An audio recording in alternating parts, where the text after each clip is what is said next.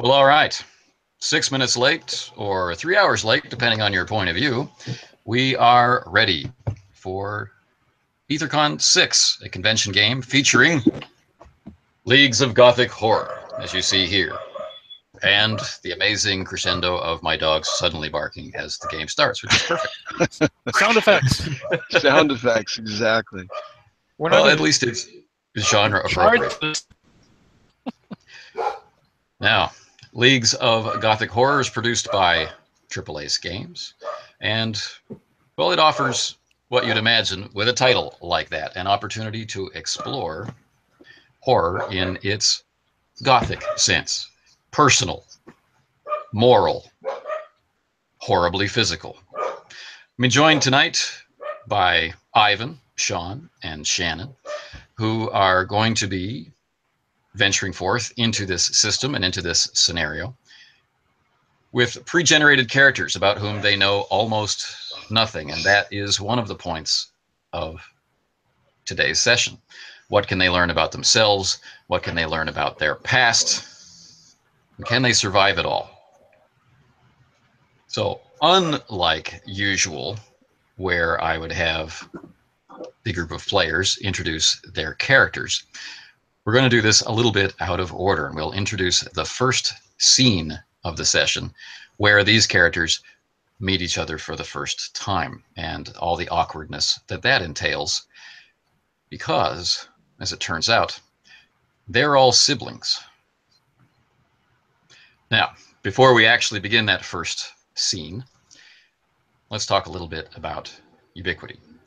Ubiquity is produced by Exile Game Studio for the game known as Hollow Earth Expedition and has been featured in many other games, Leagues of Gothic Horror being one of them. It is a supplement in support of the Leagues of Adventure core rules. Ubiquity is a dice pool system which focuses on rolling evens. So finding your successes is quite easy. You can use any even-sided dice. So if you're a Dungeon Crawl Classics player, that might be confusing as you have your D3s and D5s and D7s littering up the place. But if you're almost everybody else, the only dice you have are even-sided. So you can use any of your dice and looking for evens as success. And I guess that's all we'll say about the game, except that Leagues of Gothic Horror includes mechanics for sanity, horror, and moral corruption. And unless I miss my guess, you're going to see a lot of these mechanics today or tonight, depending on your location in the world. So, without further ado, I will share my screen and we will see how this session begins. All right. This manor house is, if the lawyers can be believed, your ancestral home. 3 stories in some places, 2 in others, with a sense of age rolling off it in waves. This house seems both familiar and unfamiliar.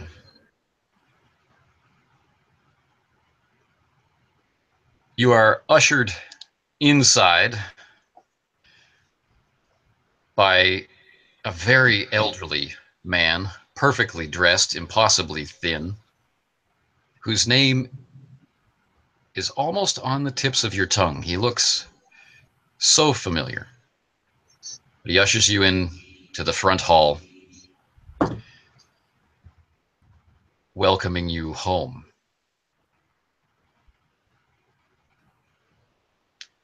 Obviously, the butler. He greets each of you without names, merely saying, "Welcome home," and closing the door behind the 3 of you. His first question is, have you brought no luggage?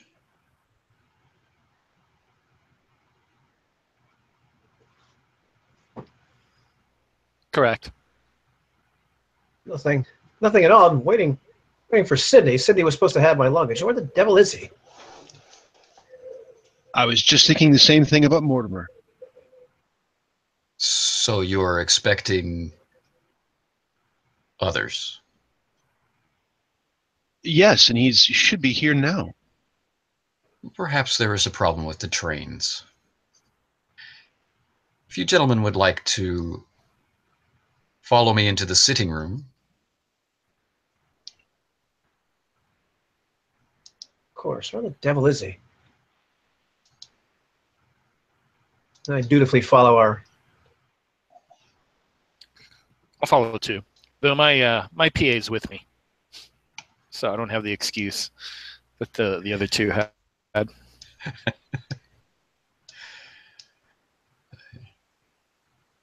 Yeah, I follow. I'm looking around, trying to bring back memories.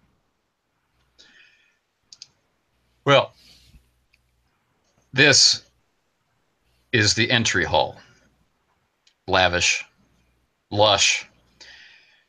And as the butler leads you across it to what must be the door to the sitting room, subtle memories do begin to surface. For example, the paintings. The faces in the paintings all seem to bear a certain family resemblance. The busts and other statuary all seem familiar in some way. Relatives, maybe close relatives. You're guided across the floor toward the left rear corner through a narrow doorway to an oaken doorway which is unlocked with a heavy key and a loud click and brought into the sitting room. Please do make yourselves comfortable. Would anyone like some tea? I would love some. Yes, absolutely. Earl Grey, if you have it. Coffee or nothing. Coffee. Yes. And he goes out, closing the door, and you hear the lock click. He always gives me that look when I ask for coffee.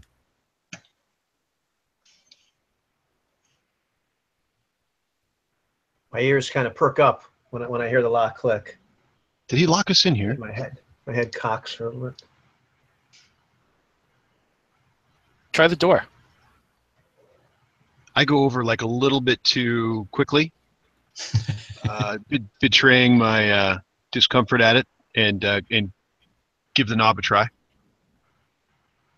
The knob has a lot of play in it, but the door will not open.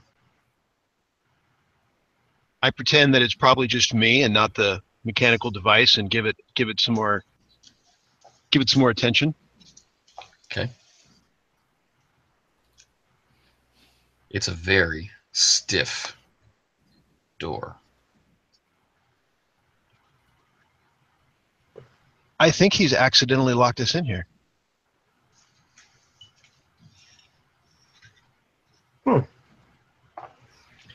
Curious. The lock sounds so familiar. Too familiar. This room is rectangular, quite large, enough for 20, maybe 30 people, if need be, although there aren't that many chairs.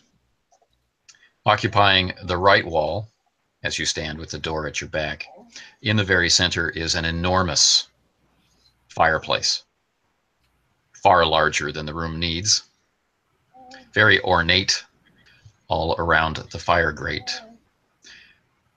As you can deduce, as you are familiar, the chimney would rise up through all the floors, sharing its heat with the rooms above it.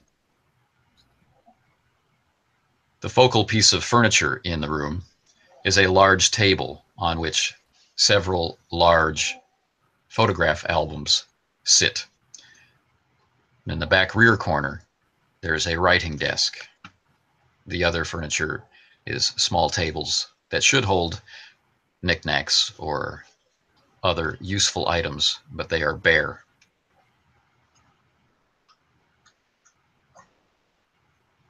I'm going to run over to the table and not run, but saunter over the table, start just kind of absentmindedly leafing through one of the photo albums, and look up at the other two gentlemen. And so,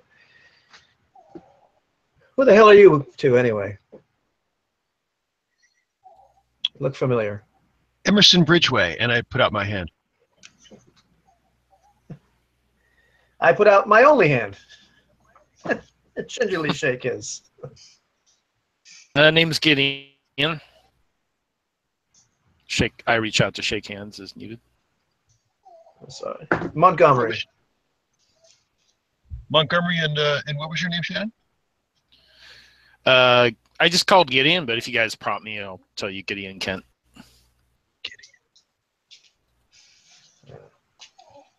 Emerson and Gideon.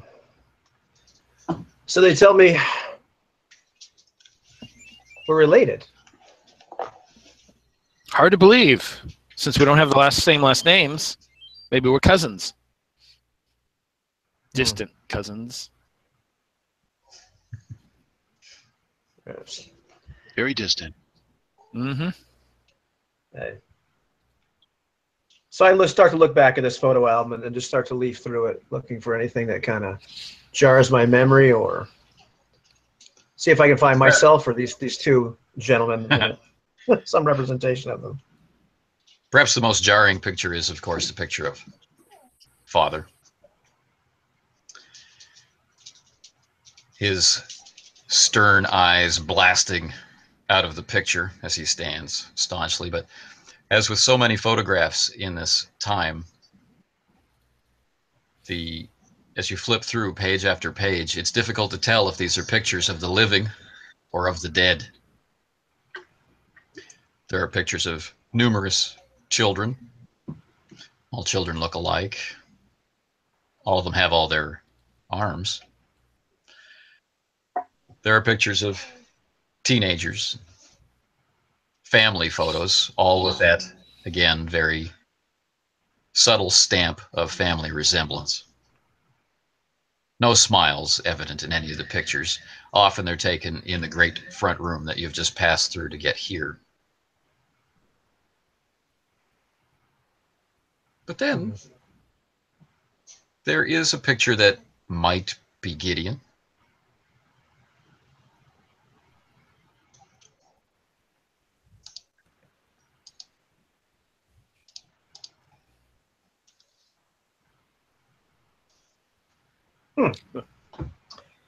I say, get in.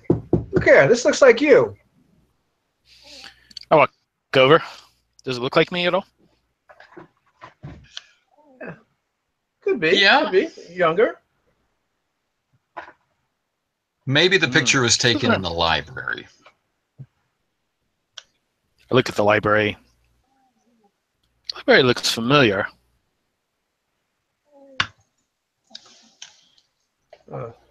When the picture of Father comes up, I quickly limp over to the fireplace to be somewhere else, and at least pretend to myself that I loved this fireplace when I was younger, and start kind of stroking the sides of where the smoke would go. I touch the side of the painting, not the actual painting, but the border. Of the photo album, or I imagine, is this a photo album that I'm looking at right now, where he's pointing? photo album on the front table. I'll flip there are family photo paintings in the room also. Okay. Do the paintings look like family members that we recognize, or is it more like they're distant ancestors from long ago, we think? The clothing would suggest, hopefully, that they are ancestors from long ago. Right. I'm just checking because I want to make sure, like, the faces, like, wow, this looks like you. This looks like me. Wow, this is. Oh, okay. But yeah, the family resemblance is there. But this photograph of you in the photo album, the more you look at it, the more you can accept that it's a younger you, not that you have much of a memory of your childhood at all. I don't know if that really looks like me, but all right. Now, as in front of the fireplace, there is a strong breeze coming through the cracks in the molding, just not unexpected in an old house.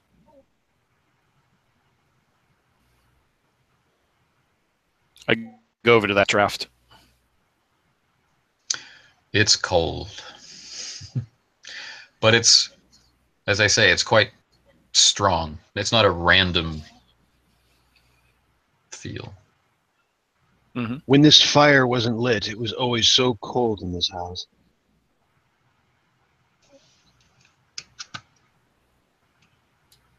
Okay. I don't remember that, but okay.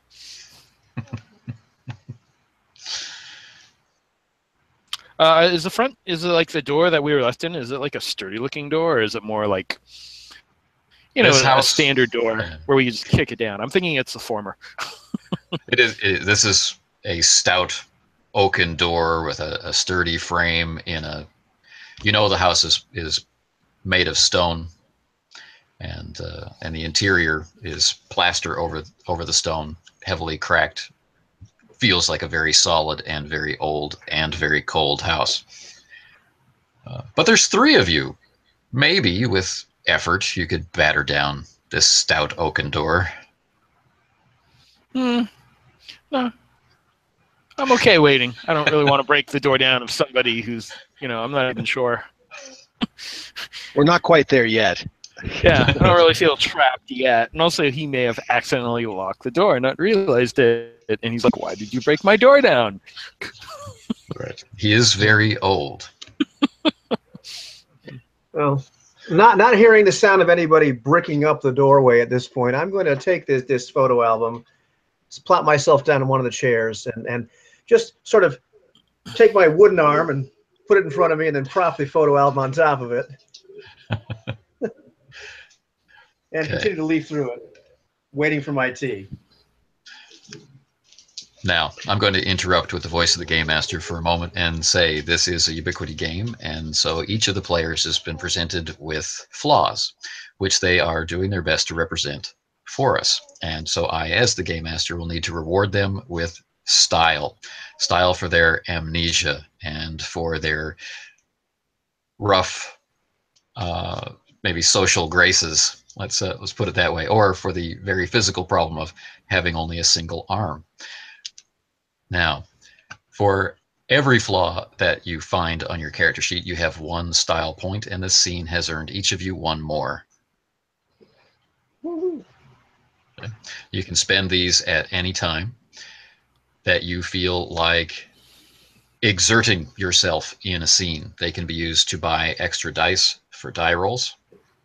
And should something horrible happen, like you're being torn apart by some foul beast, you can spend 2 style points to prevent damage from happening on a 2-for-1 basis. 2 style points will remove 1 wound. Okay. Also, should you have the misfortune to slowly lose your mind, you can spend 2 style points to avoid a loss of 1 point of sanity. Excellent. Right. Now, we have our one-armed man flipping through the photograph album. We have one of you in front of the cold, breezy fireplace, and one pondering the locked door. And time passes. I walk up to the front door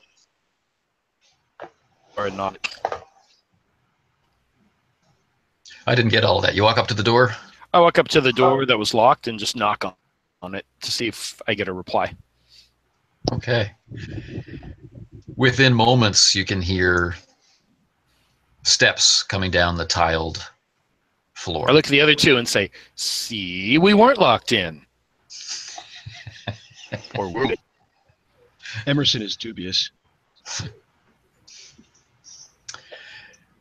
You hear the very obvious, not subtle click of the lock, and the door begins to open, revealing the butler with the tea things. Sin?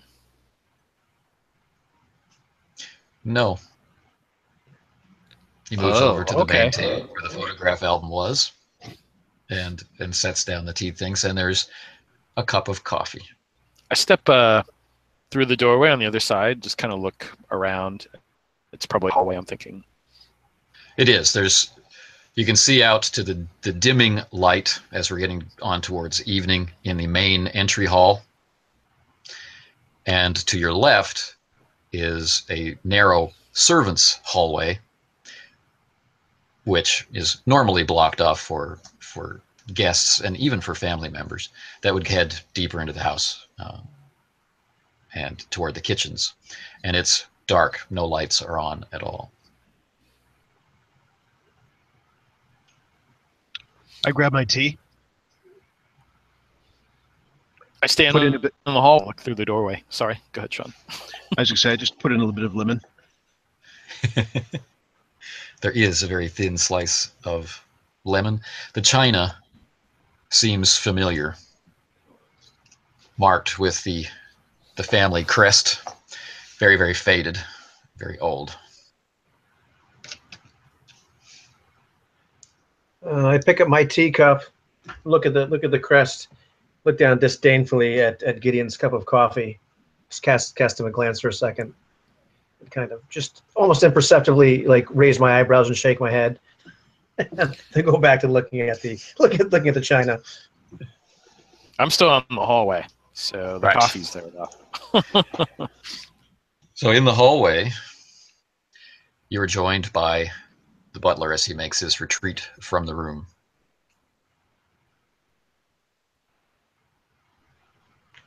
I just look at him as he comes by. Oh, sorry. May I get something for you, sir? A blanket would be good. It's cold for my cousin over there, and I indicate Sean's character. I'm sorry. He's your brother. If he's my brother, why does he have a different last name than me?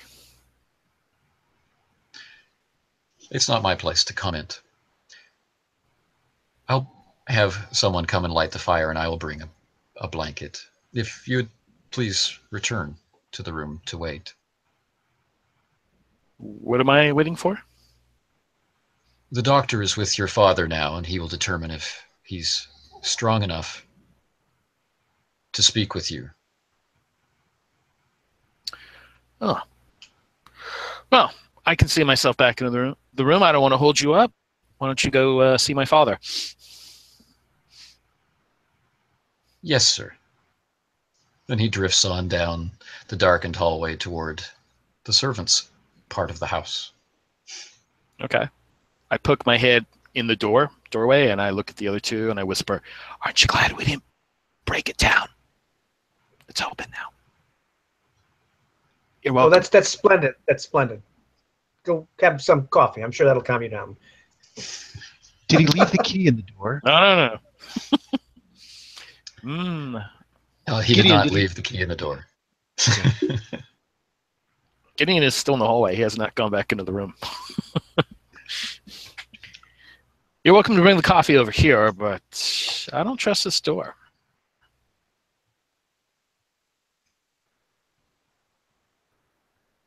So we're brothers. Kind of strange. I don't recognize you. I agree. I'm not sure I even remember having brothers. Curious. And kind of ignoring those, trying to walk over to the fireplace and just kind of to feel the draft for myself. Montgomery, do you remember this fireplace? Don't know. It seems everything in this house seems vaguely familiar. Even he seems vaguely familiar. Whatever his name is, I should know it. It's strange. I can't recall his name either. Strange. I swear I remember this fireplace, but I'm not sure if that's real or imagined. Well, maybe if we walk around the house here, now that I've gotten the door open, we can see if it jogs our memories and we can remember playing together as kids. Brilliant, brilliant. Just where the devil is Sydney? He should be here by now. This is very inconvenient. But yes, let's take a look around the house. Maybe he and Mortimer hit a pub. Well, that's not like Sydney. No, Well, Mortimer's never late either. My personal assistant's right here. She's just very quiet. Her name's Delilah.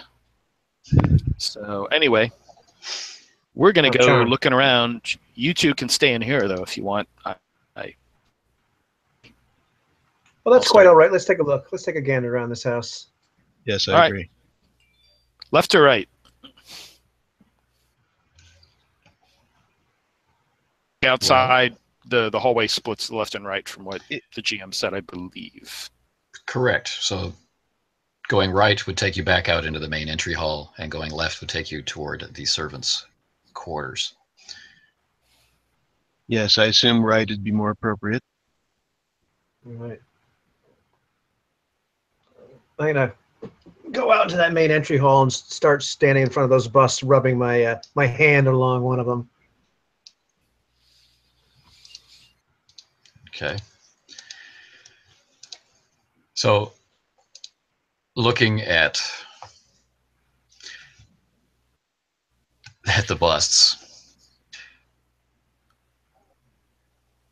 most of them bear a very striking resemblance to Father, the male busts. The female busts bear a striking resemblance to each other, but you didn't see any photographs that reminded you specifically of her. Are you able to see my pointer? No. All right. If you look in the center of the picture, you'll see there's a staircase which goes up on the far wall, which takes you up to a second floor balcony lined by windows and doors. And above the two doors on the second floor, there are two round portraits. One is Father, one is a woman. And as I said before, all the art all the way around is of family. Now, the room itself is a mirror. So if you were to stand by the red couches in the center of the foyer and looking out at the main door, then there'd be stairs on your right and stairs going up on your left that look exactly like each other.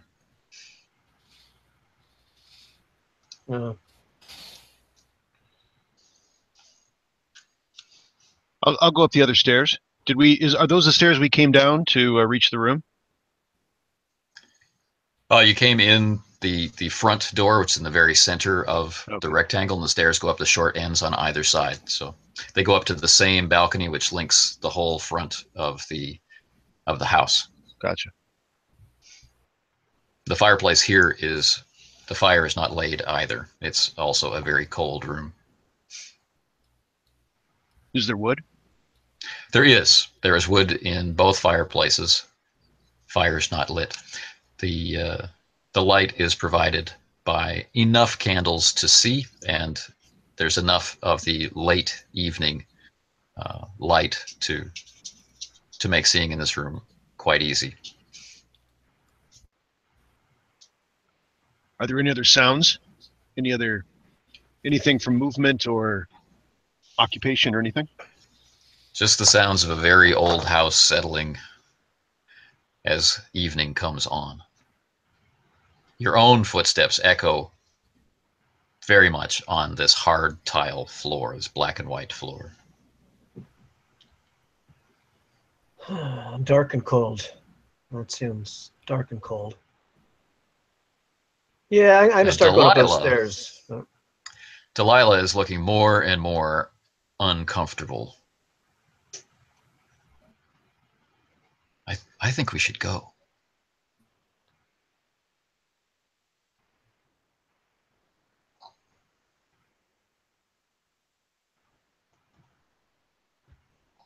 Up the stairs is probably...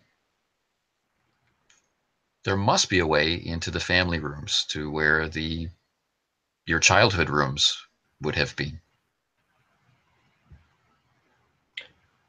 Yeah, I'm already going up the stairs, kind of ignoring the silly girl.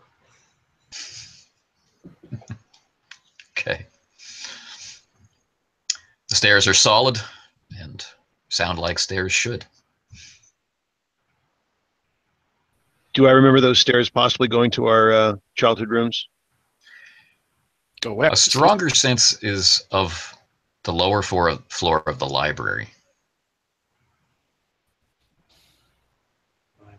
Lower floor meaning beneath us? The library, if you're remembering correctly, had 2 floors, the first of which was on the 2nd floor of the manor. I'll head for that. Okay. So the stairway brings you out behind this wall, and you're presented with going along the balcony or a choice of 2 doors which are close at hand, one to your left and one to your right. There should be, on the back wall of this room, which is the far end of the balcony towards your right, there should be another door there, again, for the servants, but there's not.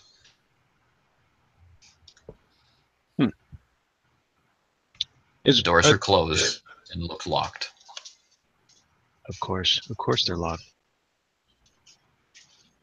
Why are all these doors locked in a home? I seem to recall doors were always locked here. Yeah. I'm going to go over to that wall where there should be a door and just kind of feel along it with my hand. See if I find anything unusual. I swear there should be a door right here. All right. I remember that as well. At least I think I remember. Now, let's check perception here, unless your perception is trumped by your investigation.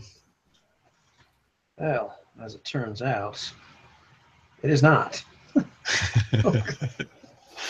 So roll whichever is better, perception or investigation. If you're helping search this wall for something, anything that represents where this half-remembered door might be. If you also have larceny of 4 or better as a rating, that would be able to assist. That would synergize with the investigation or perception roll, adding 2 dice to the pool. 2 dice? Oh. Okay. And use 3 blue dice and a red die. Woohoo! 11 dice.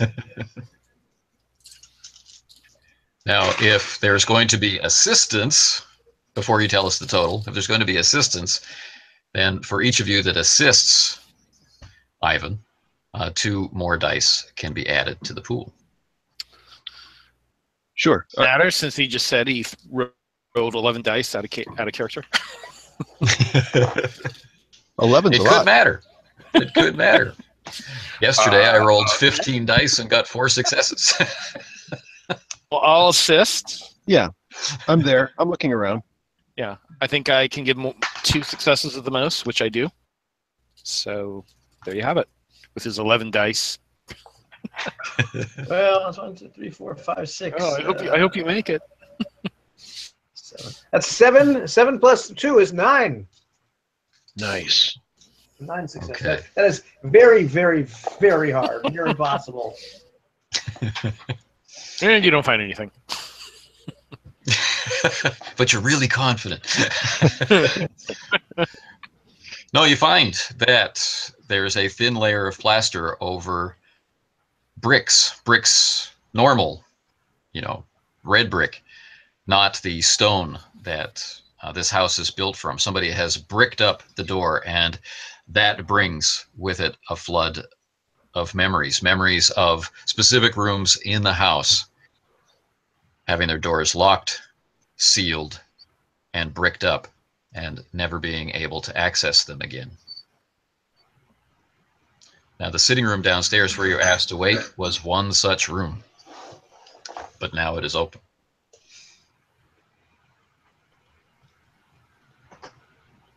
Behind the bricked up wall or doorway, you can hear the very distinct sound of the nails of dogs walking slowly across a tile floor. Hearing that, Emerson backs up and goes over perhaps a footstool that is there, that's part of a side chair, and Sure. actually goes over and lands on his backside, looking startled.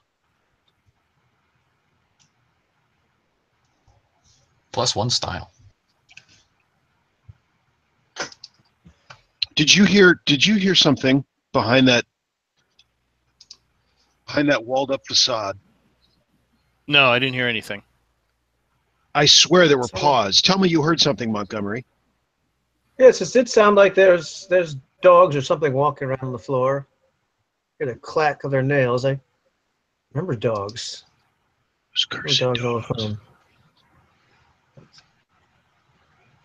So you do Very remember curious. father's. You do remember You know- father's dogs. Delilah, I'm beginning to think you're right.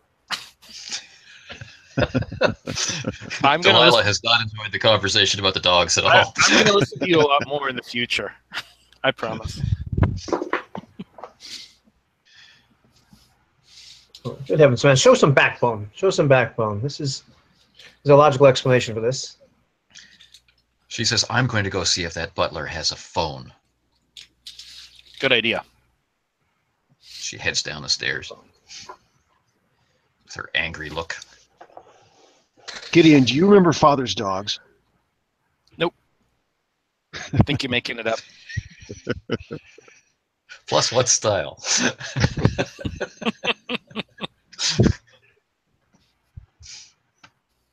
Good heavens, man! What in blazes are you doing with a woman as a private assistant? I was going to ask the same thing. Well, when a man wants to be with a woman, things happen. That's a good way to end one's career. Yes, They get I married wouldn't and they settle down. want to shock you two bachelors there. I never said I was a bachelor. Sure. There's nothing wrong with being a bachelor. And Montgomery turns around disdainfully and begins to search the rest of the upstairs. Something about that seems so familiar. The rest of the upstairs, there is a balcony which rings 3 walls of the 4 walls of the rectangle, which is the opening foyer, which is 2 stories high, which, if memory is right, somewhere on this floor is the bottom floor of the library. There should be some kind of parlor or receiving room up here for close friends of the family, people who are too close to the family to be ushered into that cold, old sitting room on the ground floor. And there should be access to the bedrooms. Where's the library? try Do you the think doors. it's through this door? I can't remember if it's behind So- the bricks or whether it's not behind these doors. I can't either. The door closest to the bricked up wall is indeed, as expected or predicted, locked. I could have told you that, Montgomery. You're a genius. The other one's locked, Investigate it too. one day. He really is a genius. I just want to add to that.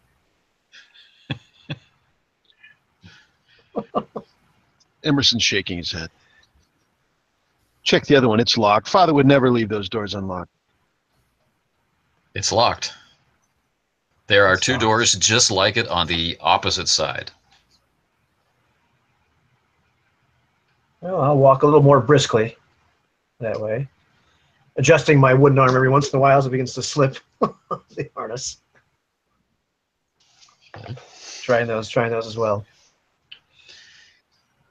The first door that you come to, the one closest to the front of the house, the bolt is shot, but the door is not closed. It's not to.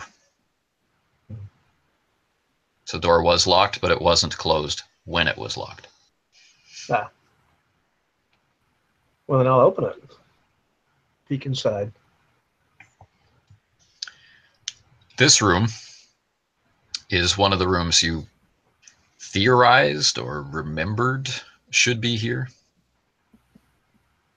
A room where the family could be more relaxed and meet close friends, have easy access to the private parts of the house, but also easy access to the door.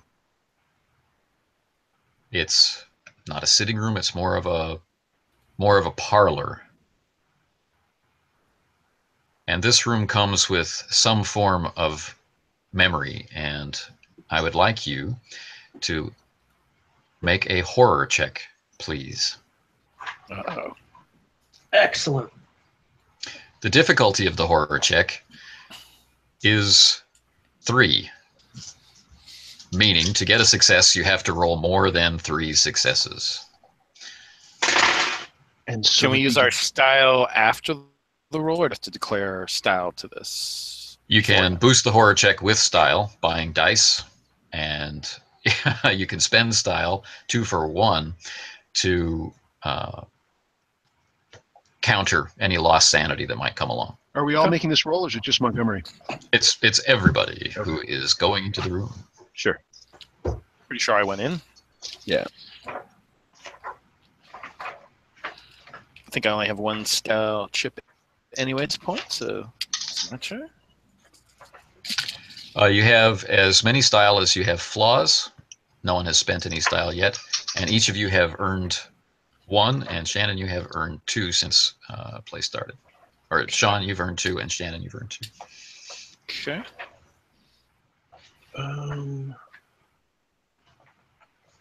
Let's see. 4, 2, 3, 6. So evens are successes. I got 2 successes because my horror check is 4. I rolled 4 dice. Nice, you got the average. I will spend 1 style point Okay. for a die. Rolling 7 dice. Oh.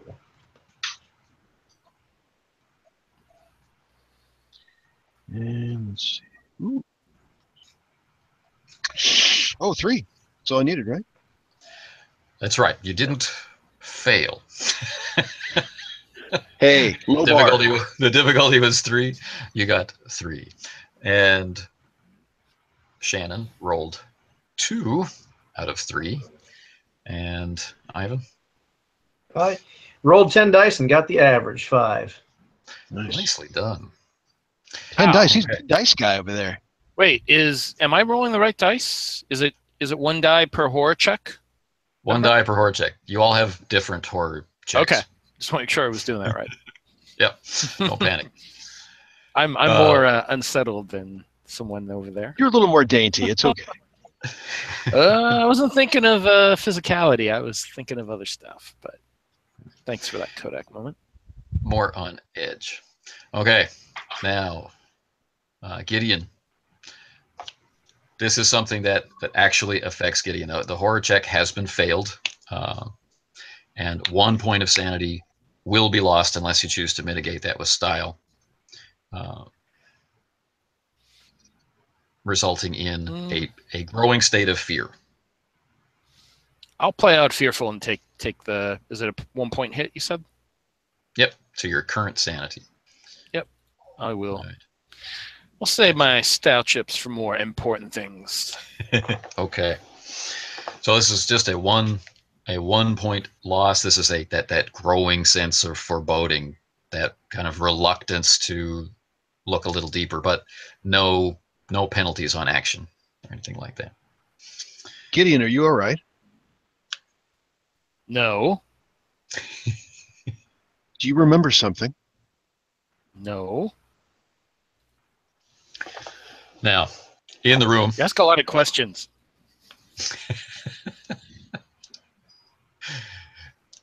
in the room, it's, like I said, it's designed to be, in a way, than the previous rooms you've seen. But it's still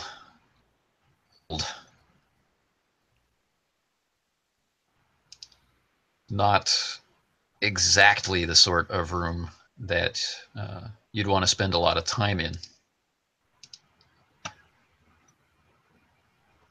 And allow me to share it with you very slowly. There we go. Oh, those colors. The yellow and green, I never liked it. Backing away.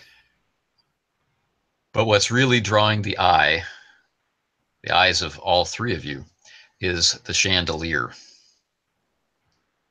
Because there's a very strong sense that at one point or another, this chandelier was a noose.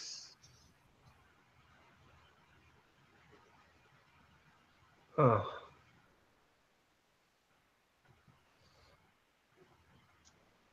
All of this furniture is much newer than the others that you've seen. Yes. I walk over to the chandelier, staring at it. Stay in the doorway, by the way. Okay. The chandelier, the whole house is well maintained, not much dust. The chandelier, likewise, it's not lit. It can easily be lowered to be lit. But the ceiling around the attachment of the chandelier is definitely a lighter color of paint than the rest of the ceiling.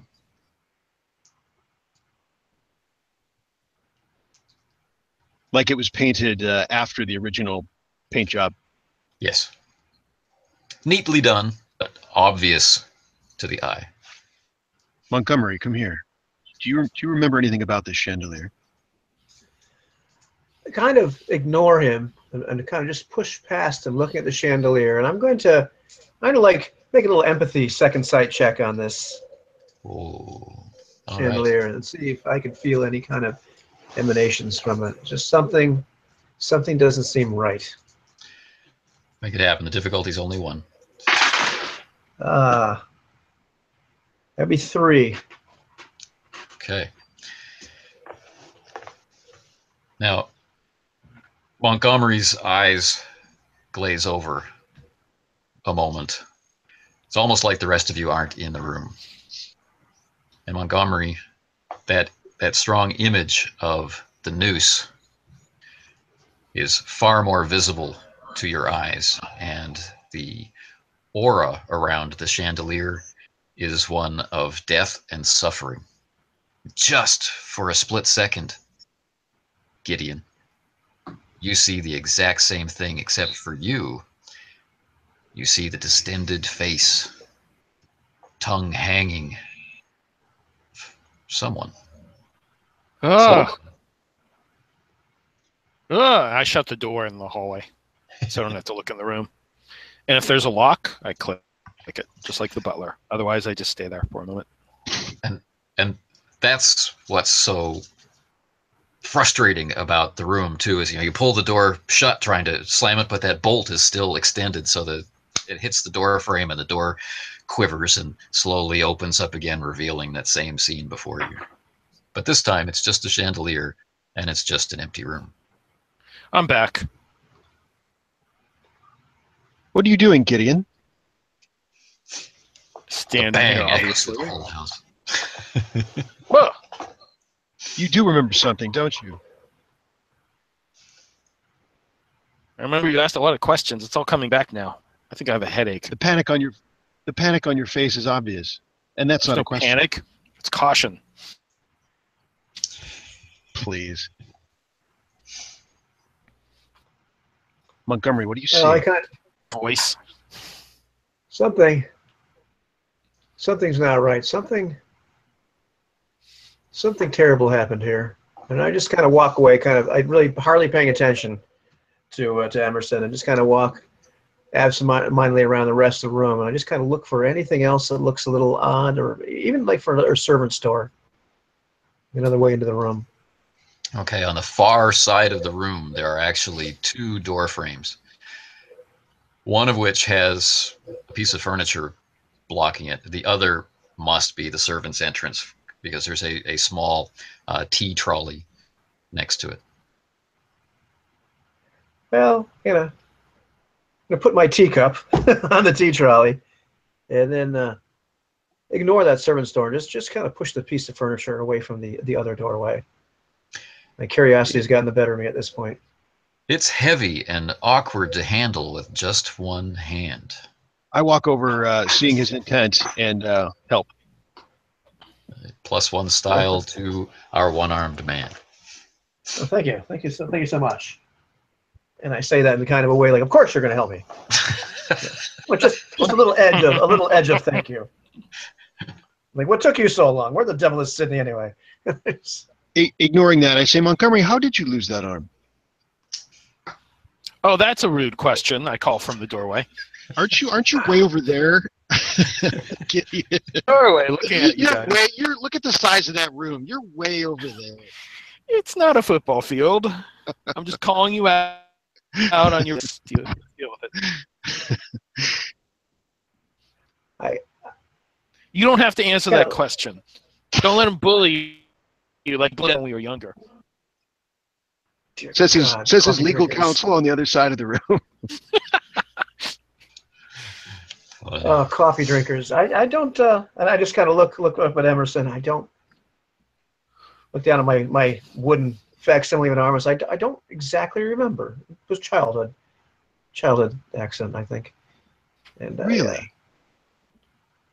And I look at Montgomery like something small falls into place. +1 style for both of you, butting up against the amnesia.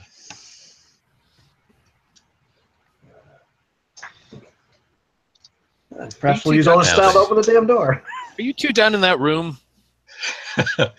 Now, the piece of furniture come over here and help us. moves easily enough with both of you, but there are lampstands and a bust stand that need to be moved out of the way in order to get it moved far enough to free up the door. Now, Gideon, come over here and help us out, would you? You're always just standing around. Lurking, making comments, drinking coffee. Well, you 2 always seem to have everything over control as my older brothers. I suppose you need my help then, you're saying? Just move the damn lamp, would you? So you remember do need my now. help. I start to stroll in. Older The fact brothers. that they need my help gives me a little impetus to go into this fearful room. I'll look up and help them. The shortest route to them is right across the center of the room, where the carpet is a completely different color from the rest of the carpet. The other way is to go around all the furniture and get to them walking on the original carpet. I think the latter way is peculiar enough, so I'll do that since I'm freaked out. And I'm watching him intently. Coming over as fast as I can, and I take the most indirect way over there. Uh-huh. +1 style. I look at Gideon like we all see this. No, you don't. Okay. Now this door, which is behind the piece of furniture. You're doing the usual look. All right, I'm here. What do you need? The that bust gets moved aside, revealing the doorknob and the door lock. And in the door lock, there is a kind of delicate-looking key, an old-fashioned key. Huh. Well, reach over and turn the key and make sure I hold on to that key afterwards. Turning the key locks the door. Familiar noise. Of course. Of course. Of course. I unlock the door and pull it out. And again, you hear that sound of heavy paws on cold tile floors from the other side of the door. And failing to look nonchalant, I take Gideon's arm for a moment and position him between me and the door. And, Weird. and for Sean, that will be another horror check. Fail. All right. Fail. I am going to... Oh, sorry. I thought I was muted. The difficulty is 4. Ooh, let's see. I'll spend 1. And 6, 7 dice.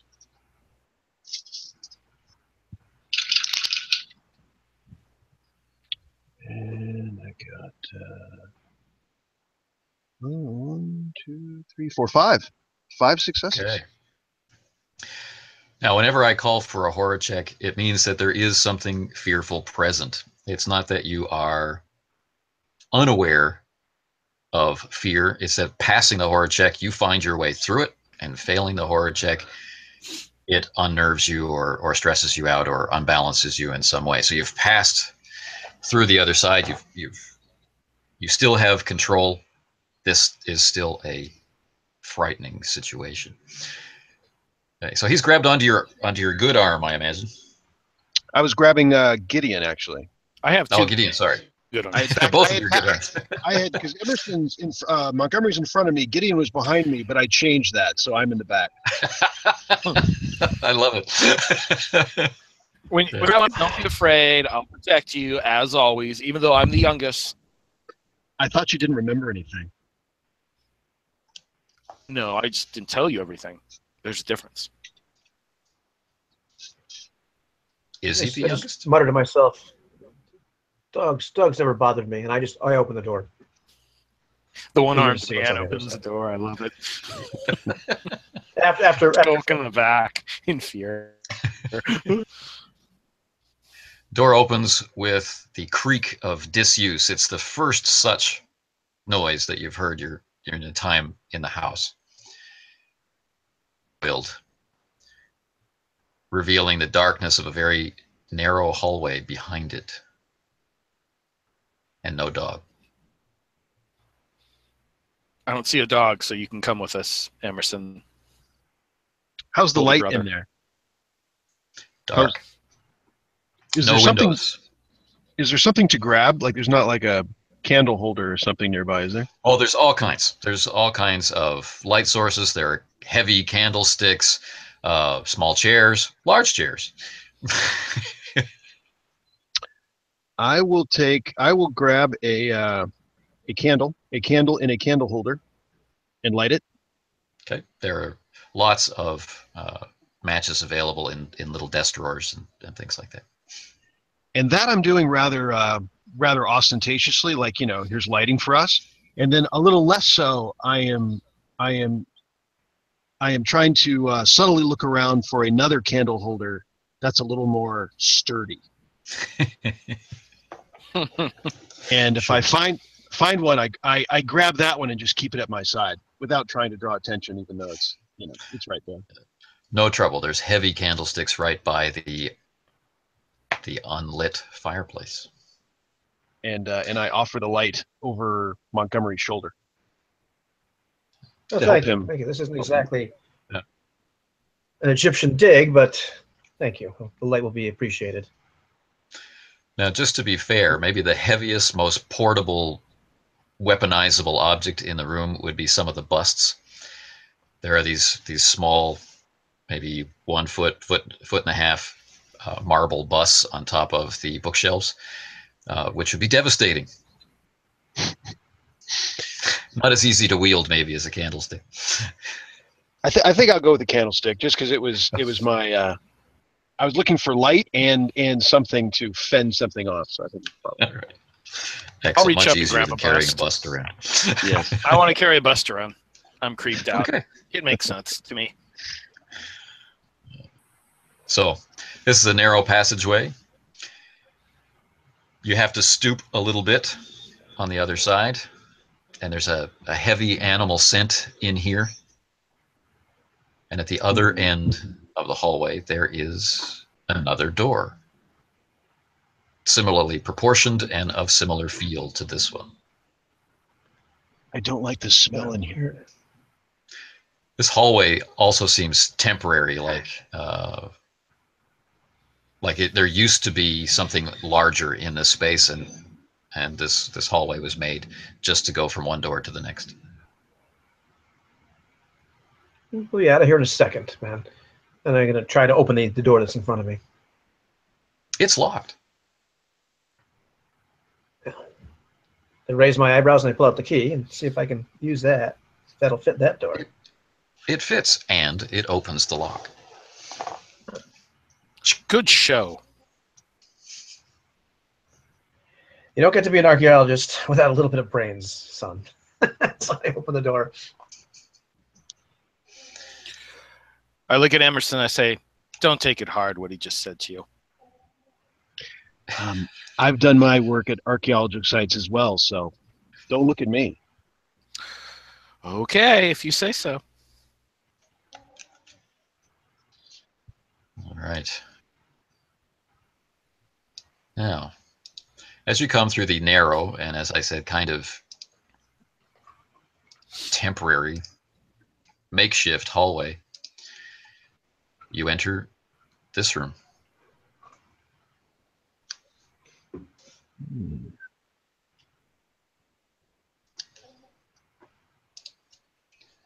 Complete with a table laid.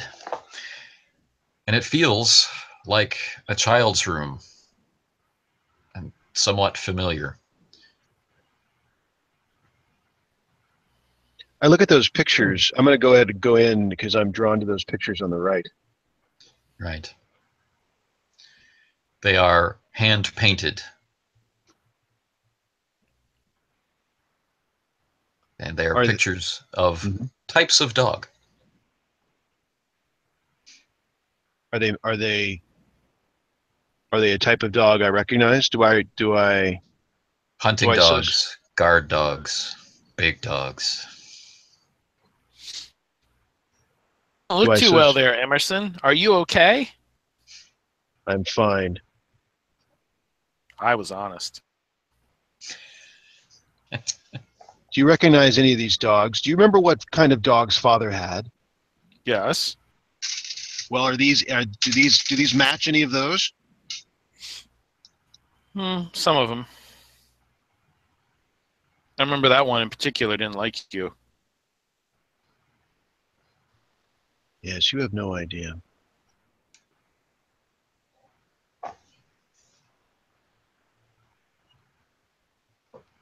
I hold the candlelight up to the books. Do I recognize any of the titles that are the stack that's right there? They're very common books, ranging from the Bible to children's classics. It definitely seems to be a room for a child. And the fruit in the room is still in season and still with droplets of water on it, so freshly served, but there's no child in evidence here.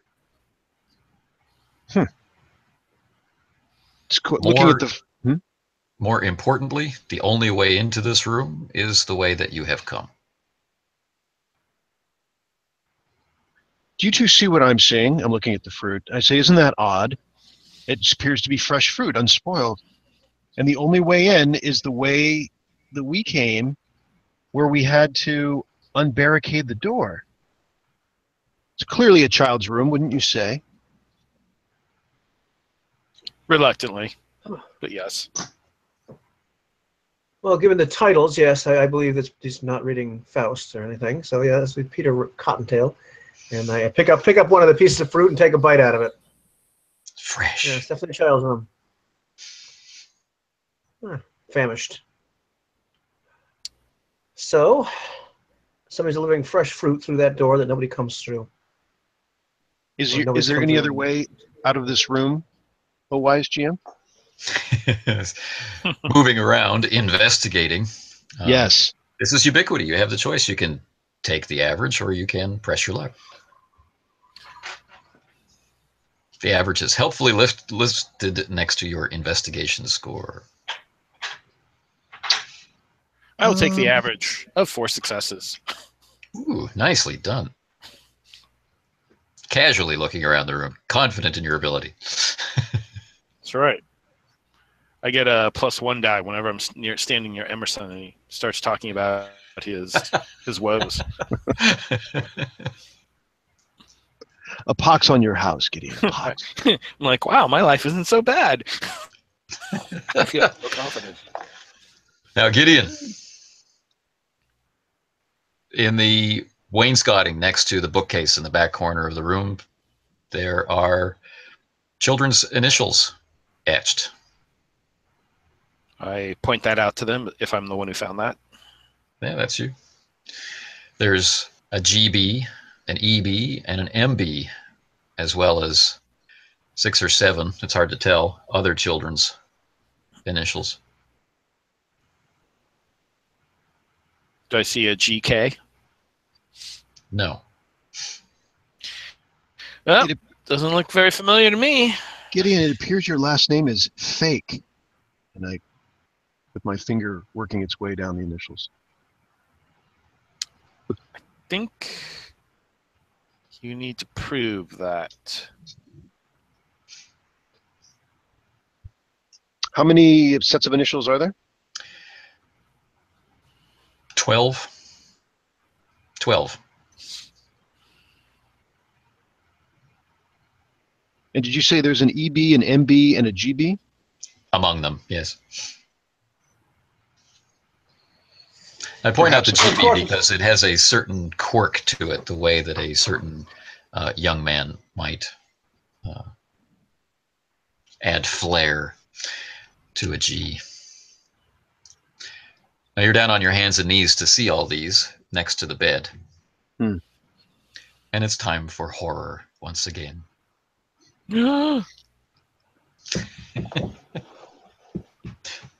Someone who has to make a real roll, unlike you people with 20 dice to your horror checks. I actually have a chance of missing. I'm not even sure why you guys just don't take the average. Hello? Because it's horror. What's the difficulty of this one? The difficulty is 4 again. You need 4 successes? Wow. Yes. All right, here we go. 4 dice. I am spending style. Are we all rolling at this point? Everybody's rolling, yes. Oh, okay. I got a 1 out of 4. I will not use style on this. Okay. 6, 7. Okay. Very good. 2. Okay. So the difficulty was 4. The difference is the number of sanity points that you lose. And on a scale of 1 to 5, you can estimate the severity of the shock to your system. Ow. So if you've lost 1 point, it's that looming fear, the hesitation. 2 points, a pretty strong shock. 3 points, we're now in the grip of fear. You know, that kind of thing. All right. I'm taking 3. Taking 3, which brings you down to 2. 2. Okay. So you're not, incapacitated by fear. You still have all your faculties, but now everything is seen through the lens of horror. I just and freeze why? up. Why do you ask? Does Gideon freeze up, or does he go run screaming out of the room? He'll have to go into the negatives for that to become something that is a given. Fair enough. But at this point, the player has complete control of how they choose to act. As a role-playing tip, they are solidly afraid and upset by what they have seen.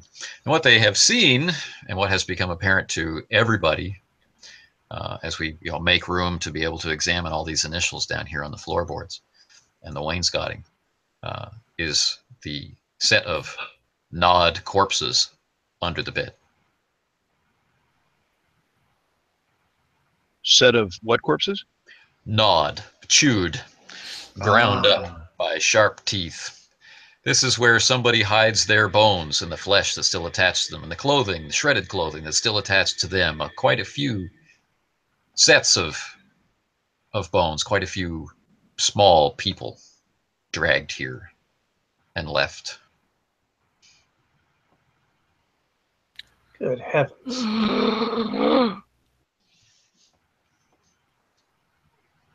Emerson trips over Montgomery and actually crawls to the door. Back to the door. Oh, that's Montgomery, after almost being knocked over, kind of kneels down a little bit closer, and sees if he can make out. I'm gonna make out how many skulls I can see there. Skulls for Heads or five skulls.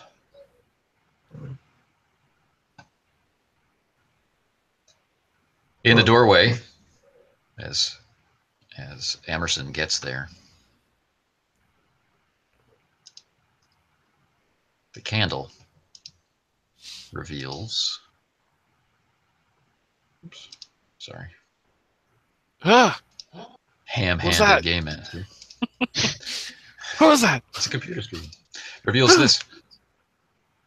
Well, Sean's character's in trouble now. And that's looking at me from the far end of the hallway at the now closed door into the room that you came from prior. So the door that we came through out of the chandelier room, we left open, but now it's closed. Now it's closed, and this animal, this fine animal, whose head would be about equal with your belly in height, is standing at just in front of it, staring at you calmly. Emerson drops the candle and screams. All right. Darkness falls. The candle goes out.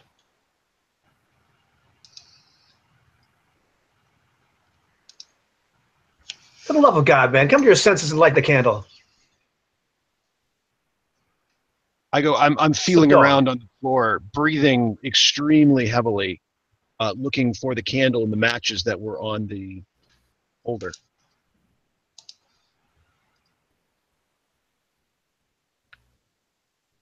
Kind of bumping into the doorway. You can hear him fumbling around. You can hear the click of nails on the tile floor. I abandon my search and go into the room behind the bed. Okay. What is the dog doing? Is it just staring at us? Well, now it's completely dark, so you have no idea. Can I hear it at all, or no? Yes, you can hear it moving on the tile floor, and you can hear its breathing. You can hear the scrambling of Emerson, and he's going to collide with Montgomery, who's on the floor looking under the bed. Okay. I'm backing up and keeping the bust between me and where I think the dog is. Okay. And time passes. It's all your fault, Emerson. Shut up. I can hear you. The dog can hear you. Where is it? Where is it? Probably behind you, but let's not worry. Clumsy oaf, you've dislodged my arm.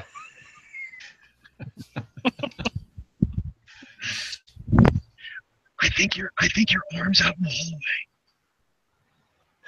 Go find it. Oh, you've got to do. You can't. Oh, you two are impossible. So I'm going to start crawling from the bed towards where I heard him drop the candle, searching on the floor with my arm, my hand for the matches and the candle. Okay. Any task given enough time can succeed. And so eventually you find the candle. Eventually you find the candle holder. And he still has the matches. I've got the candle. Give me the matches. And I sort of come to, and I'm like, what? I start like, checking my pockets. Or I don't have the matches. Oh wait, maybe I do. There they are. Oh, I found another. Serious. I found another book of matches. Here you go. And I like feel my way over. Just light the match, man. I have one hand. Excuses. Plus one style. And I light a match. And I fumble it, and it falls to the ground. And then I go for another one, and I light it. Exactly. I thought I'd do that for you. I knew you were going to say it anyway. So. Eventually. Yes. The candle. Where's the dog? Where's the dog? And there is no dog. Just the smell of it. What? This is all your fault, Emerson. I should have listened to Delilah. She was right. She's probably drinking hot cocoa at some cafe right now while we're Stop babbling, Gideon. The door that we left open, leading to the chandelier, was closed. Is now closed. Is it open now? Otherwise, Jim? No, it's closed. We need to get that door open. And it's been 20, 30 minutes since you last saw Delilah. Where is Delilah? Did she go to find the butler? Is that the last time we saw her? She's trying to make a phone call. Oh, that's right. I better call her. I better check up on her.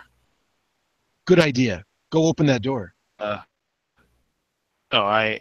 Checking up on her would be going in where I saw her last, which is where we had been, not forward. Why would I go forward? No, going back, the door is closed. No. I'm sure I can figure out a way to open it. Why don't you turn the handle, hotshot? I stand up from the floor, very, very arduously trying to push myself up with one arm. Oh, are you still here? Grab my dislodged arm, roll it back up put it back up my sleeve, and attach the belt in this laborious manner, without Sydney here to do it for me, and then look at my two brothers. And we're not brothers. Walk over and open the door. Impossible. Inconceivable. So the only way out of the room still appears to be the way that you came in. Right. That's where I'm headed. Gonna open that door back up. Oh, the door opens just fine and bangs into the piece of furniture just where you left it. Another fine mess you've gotten us into, Emerson.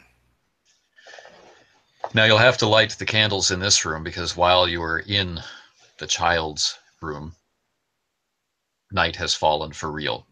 And no more light is coming in through the external windows on those few rooms you've seen that have. Not being good with matches, I will do that with a candle. Okay. And I will light another candle for myself and start helping light other candles. And you're under the oppressive, glittering weight of the chandelier, which reminds all of you of death. Oh, let's get the hell out of this room. Yeah, I'd say we've spent just enough time in this area. Going back out onto the balcony around the foyer, you have one more door you have not yet tried. I will suggest we try that one. Try to open it. I say, must we? Knowing that we must. Yes, we must. It is, as expected, locked. I'll produce this impossibly delicate-looking key and try to unlock it. Well, wouldn't you know? It works.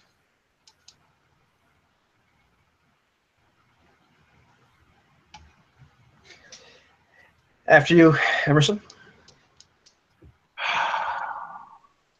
I open the door, with holding my candle out in front of me. And this is what you see. The library. The ground floor of the library. I knew it. It had to be around here somewhere. Why are you interested in the library? I think I remember it. I thought this was bricked up. I remember this being closed off. What's the smell in the library? So is it not dog, and is it dusty? It's very dusty, and everything has a very well-used, very old look to it, except for that rug in the foreground. That looks very, very new, comparatively. So I first make a careful scan of the room, making sure there's nothing furry about waist high. Not yet. Not yet. Give it time. And I say behind me to Gideon, keep an eye out back there. Oh, I will. I will. And then I go up to the carpet on my haunches and examine it and pull it aside to see if there's anything to be revealed underneath. Underneath it is a bloody stain. Cleaned meticulously, but the finish underneath was ruined and so covered over. Blood, I say for the others to hear me. Thank you for stating the obvious. Well, you're back by the door. I saw it. It's dark in here. No, I'm not good. I saw it. You took the average? Guess I'll have you know. I replace the rug, and I go deeper into the room, looking for anything else that would connect with the blood. One thing that's obviously missing is the stairs up to the second level of the library.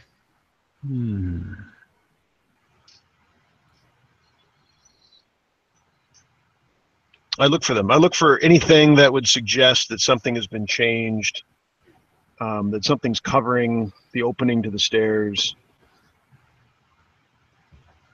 New wood paneling, different paint hues, different maybe even where the dust is missing, where there's layers of dust but not in a certain area.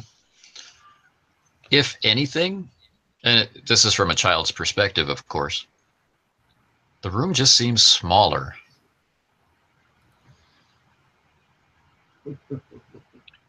I let my feelings, I whether accurate or imagined, I let my feelings about the room let me try to guide my search for the stairs. Okay.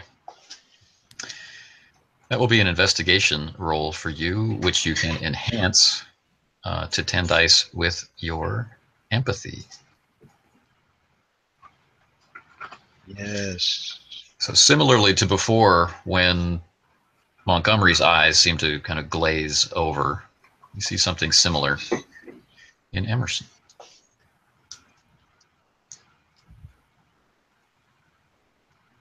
I should roll though, obviously, right? You can roll. You can take the average if you like. That would be 5 dice. What could that fail to uncover?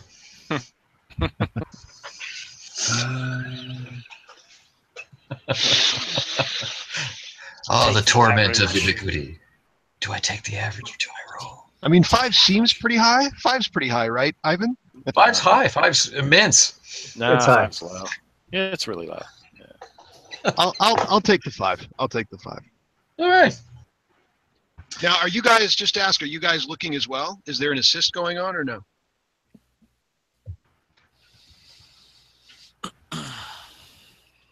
I'm going to take that as no. Nope. Yeah. So we Go ahead. played our silence.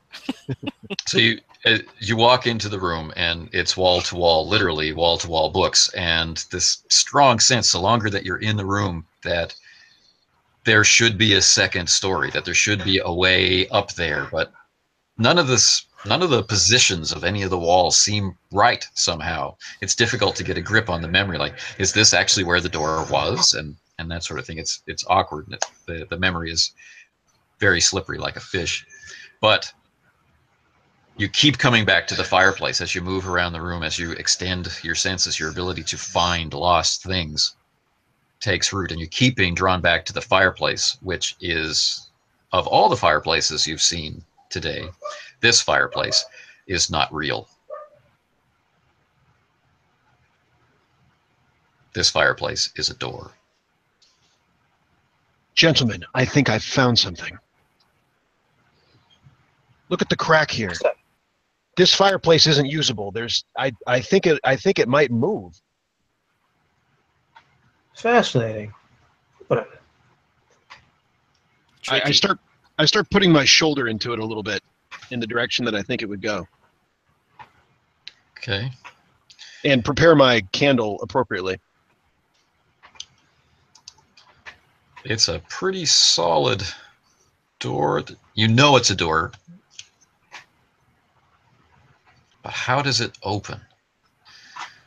Who among you has the ability to figure out locks and such things? What skill is this? Lockpicking or larceny? Larceny. Yeah. Out of game, I think we all have larceny based on some of the comments I heard. I'm not too worried.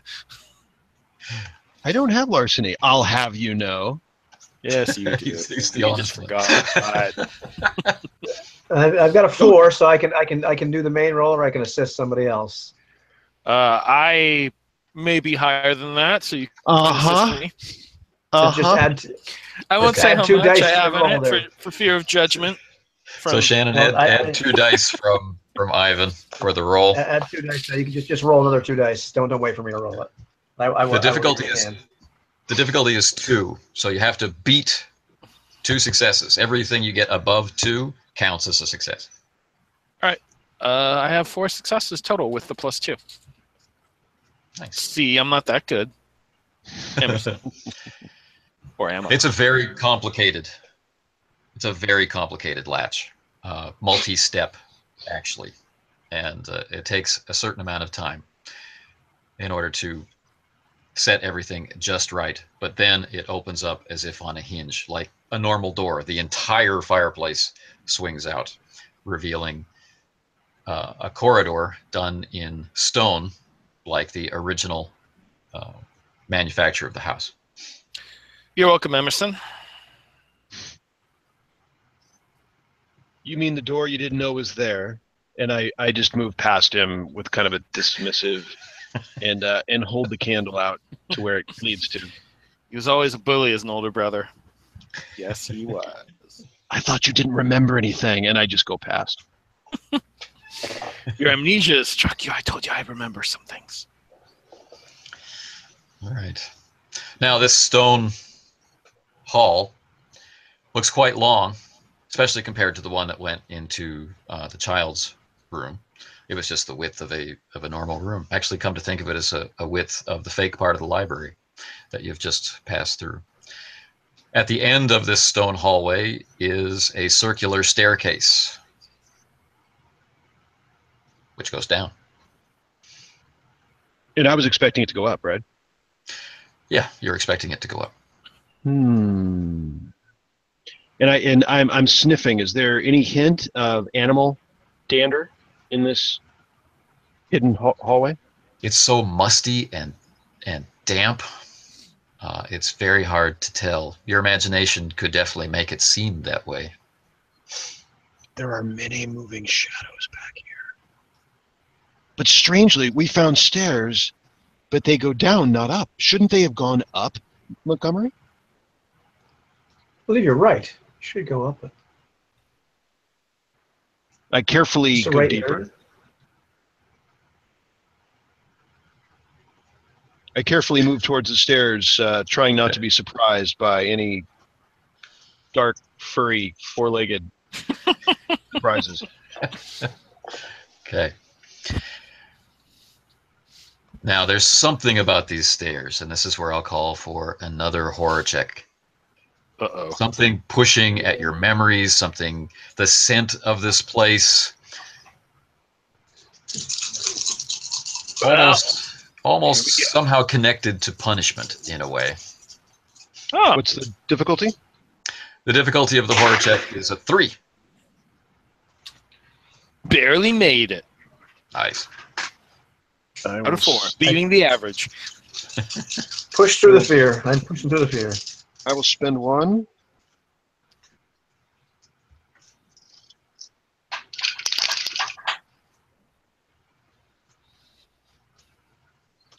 Light the candles. 2. All right, so you lose 1 unless you choose to balance it out with style. I am running too low style to do so. All right. So again, the fear has taken real root. Going down this stairwell is a terrifying prospect for Emerson. Otherwise, it's just dark and creepy and cold, and the only light is what you're carrying and these candles.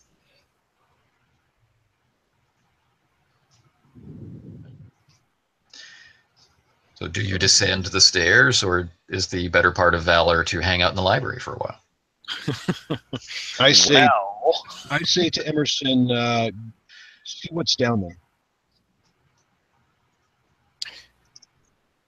Wait, out of game, aren't you Emerson and he's Montgomery? I said it. I'm sorry. I said it to Gideon. Go see what's down there. Okay. Or I said it to myself. I like it better when you said it to yourself. Maybe I did. In fact, don't be scared, you sissy. I think the whole thing happened. I think I said, Emerson, go down there. And I said, I beg your pardon. Gideon, We're like, down. who are you talking to? And I stepped For back. the love of God, man. Father's on his deathbed. He can't hurt us now. I push past him and start going down the stairs. Okay. Down the stairs, circling down. I follow the one-armed man and glance back to see if the cowardly Emerson follows us or not. Oh. Okay. And I am far too disturbed to even acknowledge the petty comments. Careful with that bust, Gideon. It's probably valuable. Why the hell are you still carrying that? You always give me such wonderful advice, older brother. I'll cherish it until we die in here.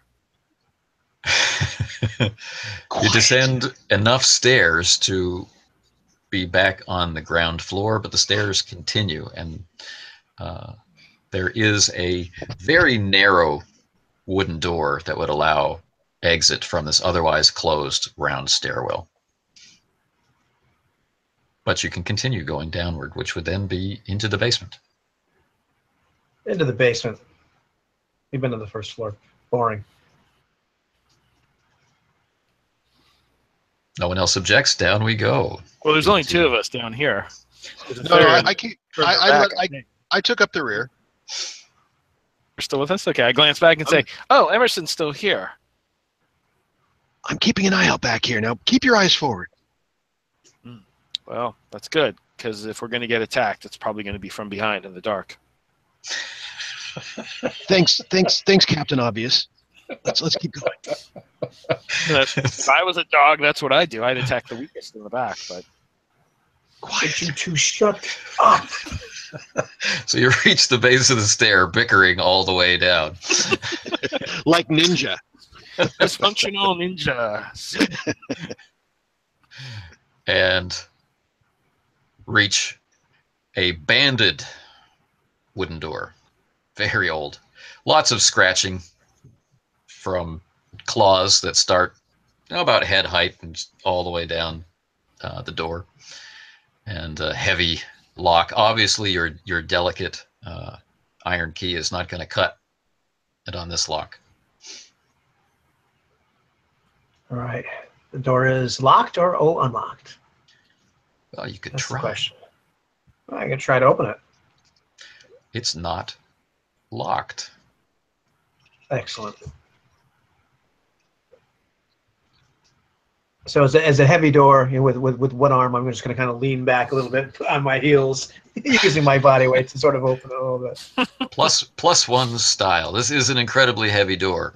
And you can pull it toward the base of the stair, but you realize after it moves very little distance that it's a push door. So then I lean the other way and push it. And it begins to slide, scraping and screeching across the stone floor as iron does.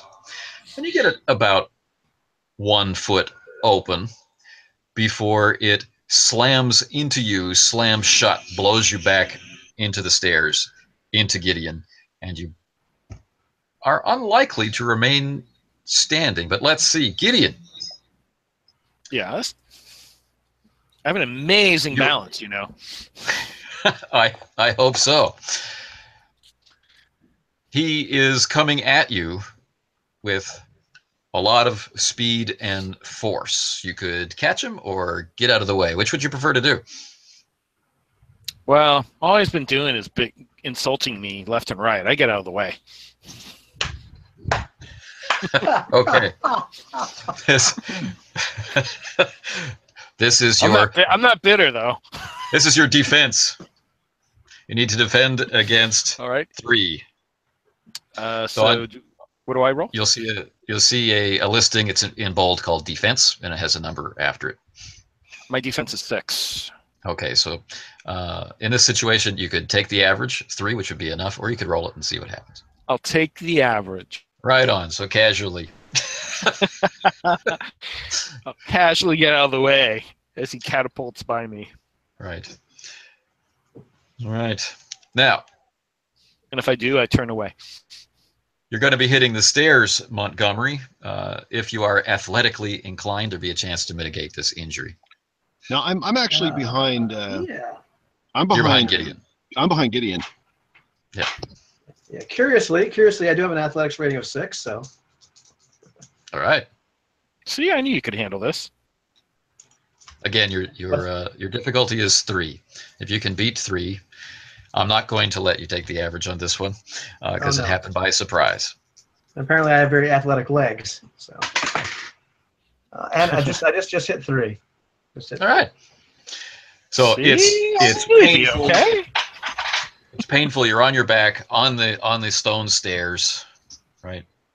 One brother beside you, one brother behind you, having been blasted back by this slamming metal door. I reached down immediately to help him up. Are you okay? Are you okay? I'm fine. I'm fine. Thank you for catching me. And I'm just dropping the candle, having him pull me up by my arm. And that's right. The candle is now rolling around on the floor. Get the candle, would you? I use my lit candle to find the one on the ground. Emerson's hands are free. I'm holding this. So we have, remember, 2 candles. And a bust. So both are now lit again, and a bust. Yeah. And I hand the candle back to Montgomery.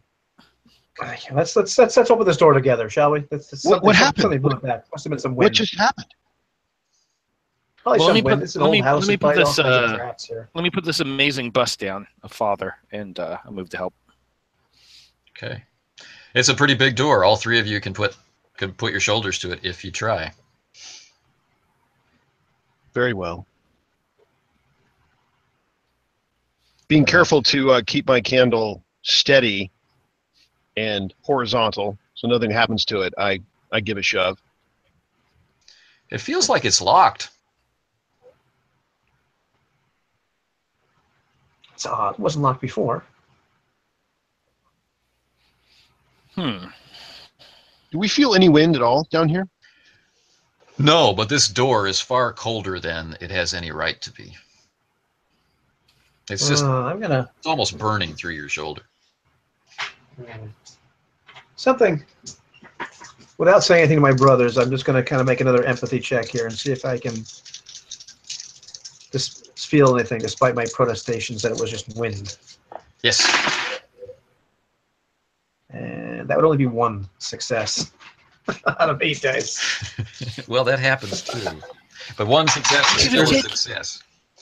That's why I take the average. There is a a black aura to this door, which you would be right to fear. And so just for Montgomery, there is a horror check, because only he can see this. Excellent.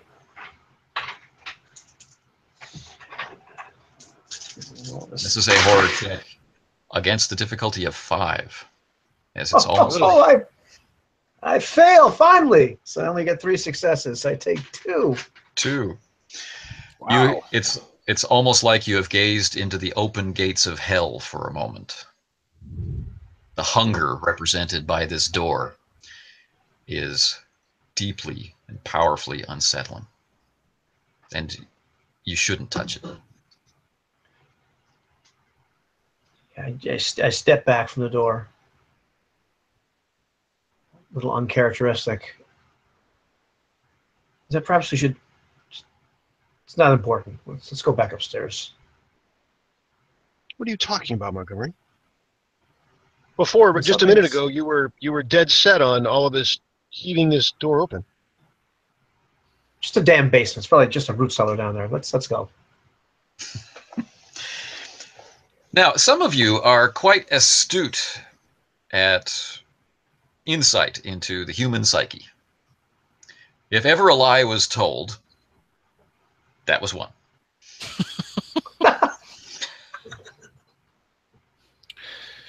Montgomery, I want to ask you something before Emerson does. Are you okay? I'm fine. I'm fine. Don't ever ask me that again. What do you think? What do you think is in there, Montgomery? I have no idea. But we're not worth looking at. Whatever it is. Is there a gap under the door? It's not an even one. Like the bottom of the door is slightly rusted, which made that horrible shrieking sound as it was initially opened. And that's visible just standing here on the stairs. So you can't, no usefulness to trying to look under it? It would be really difficult. There's no light on the other side. Yes. Well, you know what? Oh, when we pushed it open a little bit, was there any light on the other side? No, just the light that you were yourselves holding. Now, at this moment, as you're contemplating the base of the door, is when you hear the scream. And I'll ask you for perception. You can take the average. Or just everybody. Now, for Gideon, difficulty is only 1. For everybody else, the difficulty is 3. And this is I don't have the perception skill, or is this a trait?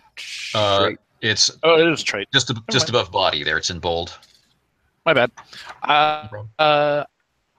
Take the average, so I will roll. Whoa! 5 out of 5. Well, beautiful. That roll was wasted. You know you're lucky. Oh, well. Yes, the scream. Incredibly good roll for something not necessary. Oh, trust me. I wouldn't have asked otherwise. I got 1. You got 1. Did anybody else get 1? I got 4, I think. Yeah. You got 4, so you got enough. Okay. Yeah. Okay, so Emerson doesn't recognize the voice, but the other 2 do. Of course, Gideon recognizes the scream as belonging to that of his assistant. Delilah! However, the scream to the other 2 brothers, it's obviously coming from behind the locked iron door. Gideon knows differently. I will convey that info to if there's time for that. Sure. Well, as you know, the door is locked.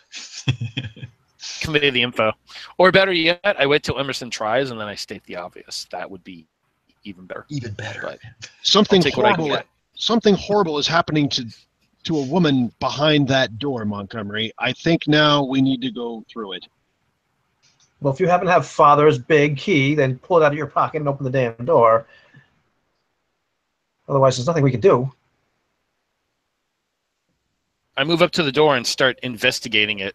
I probably even kick it a couple of times helplessly. Okay. Now, to Gideon's That's your ears, assistant? the scream seemed to have come from up the stairs, not through the door. But Well, that's okay. I'm in a panic anyway, so I'm like, oh wait. Then I start moving towards the stairs. As I I've lost SAM points anyway, so I'm frazzled. okay. Where the hell are you going, man? Going upstairs. That's where Delilah is. Just heard a voice from behind the door. This would be like the third time he's run away from a scary thing. 3 times is a charm. I didn't run away. It was strategic retreat. There's a difference. I agree with Montgomery. It was coming from behind the door. Do you go by yourself, Gideon? I think about these fake brothers of mine, and probably how much they bullied me, and I stop halfway.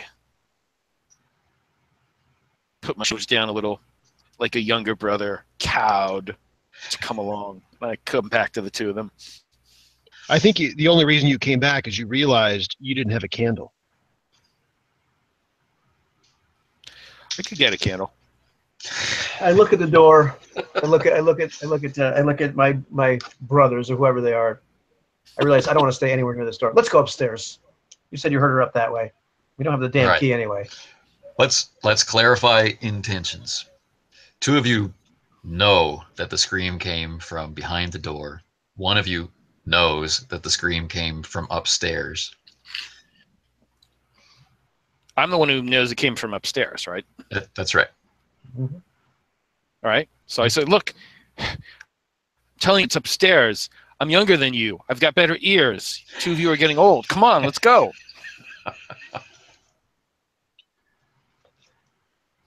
I, on the other hand, know that I don't want to be anywhere near that door. And so I also know that I really don't care that much about his assistant.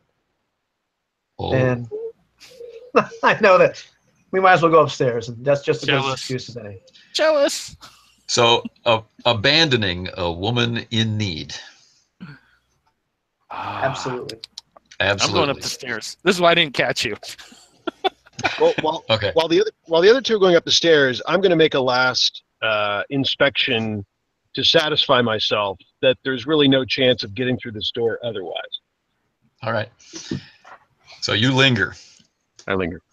Ivan, please raise the corruption to 5. Woohoo! Yes. Cross that off.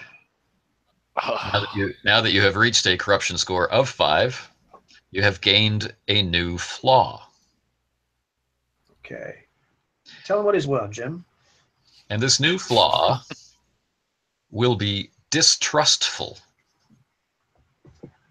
Excellent. As you have not been trustworthy, why should others be? Makes That's perfect right. sense to me.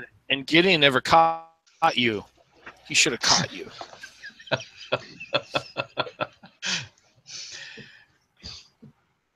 Okay.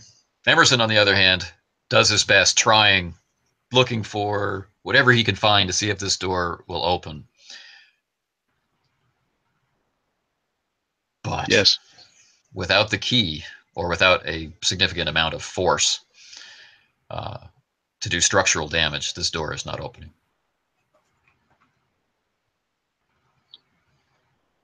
Satisfied that there's nothing more to be done here, I follow my fake brothers up the stairs. Now, up the stairs,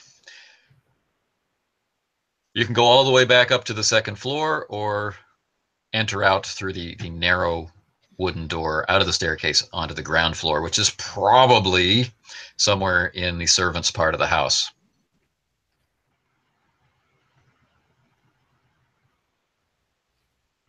Take the wooden door. Says your dead assistant's voice.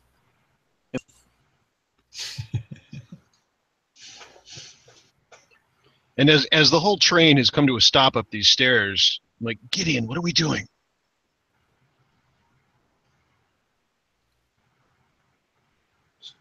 Open the damn door, man. Let's get out of here. Let's go find your... If you can hear Emerson, I'll call out to Emerson. Are you okay? I'm right behind Montgomery at this point. I'm fine. Let's go. Get that door open. Okay, So you heard floor the or man, second floor? Montgomery. Ground floor or second floor? How about up? Ground. There's more. Traditionally, there's more doom further up, right? That's where he just came from, though. That would take you back, ground floor. back to the library or into New When in doubt, go to the library. Okay. Okay. That's what I say. So Gideon keeps going up the stairs, bypassing the first floor. I stop by the if Montgomery keeps going, I stop by the door and try it. I mean, I'm staying myself. with everybody. So if people actually don't want to, You like backtrack? Yeah. No, split the party. Split the party. Exactly. I'm trying to split the party here. Yeah, especially we're freaked out. Okay. The door is locked, as you'd expect, but has a tiny little keyhole. I gotta take out my tiny little key. Oh, where'd you get Open the door. A few rooms back. Weren't you paying attention? You're probably carrying that damn bust around. It fits. I'm sorry. That's why I wasn't able to catch you either. It fits. I unlock the mechanism and go ahead and try the handle. That's why he's the eldest. I whisper to Emerson. But I try the handle and balance on my feet a little bit more gingerly, like I'm ready to spring out of the way. Then suddenly slamming down. This door is so narrow you'd have to go through it sideways, right? So as you push on it, it opens into the room. And this room is the scullery, the cleaning area on the back end of the kitchen.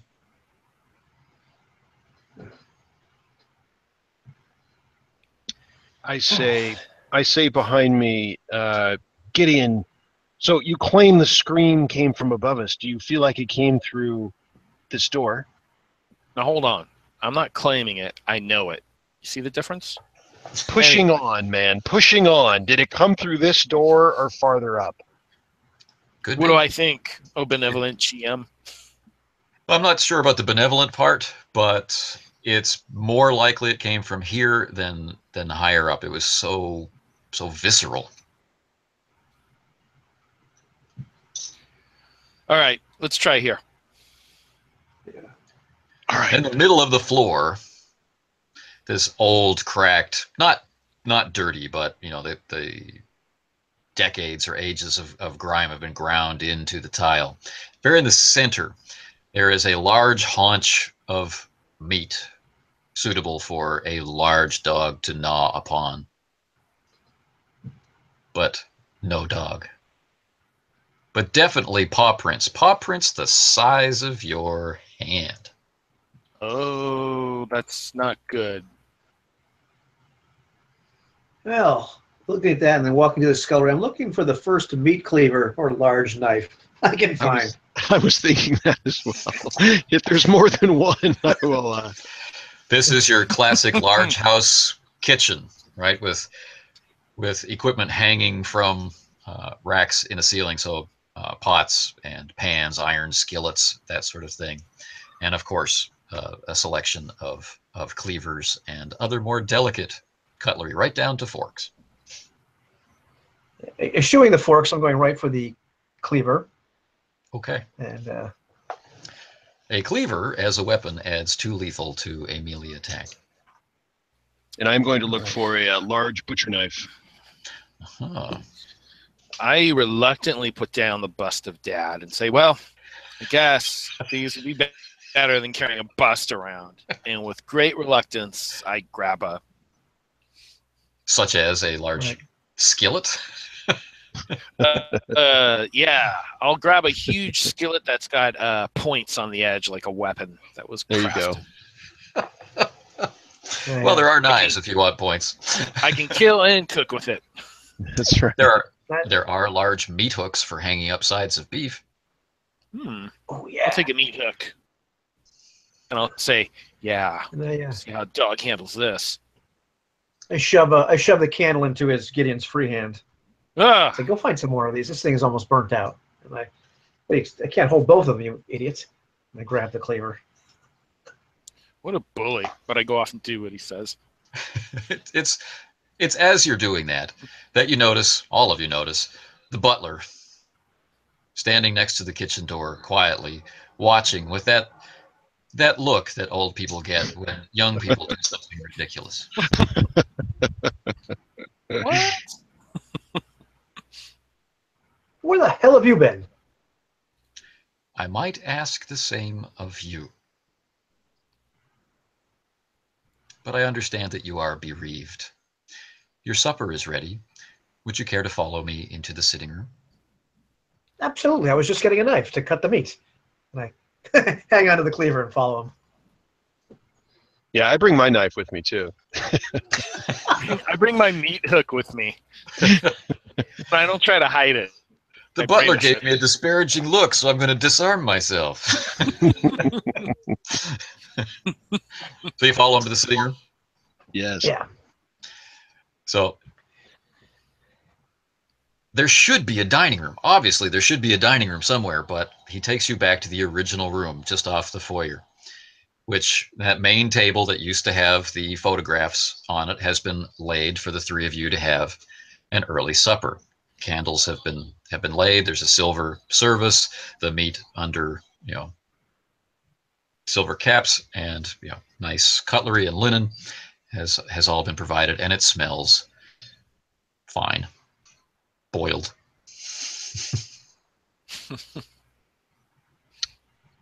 As we get to our destination, I say, I apologize, but I missed your name on the way in. What was it? You have forgotten my name. It's atrocious. I know. No, his name is not Atticus. atrocious. Not atrocious. Atticus. That's right. See, I knew that. Atticus, of course. I apologize.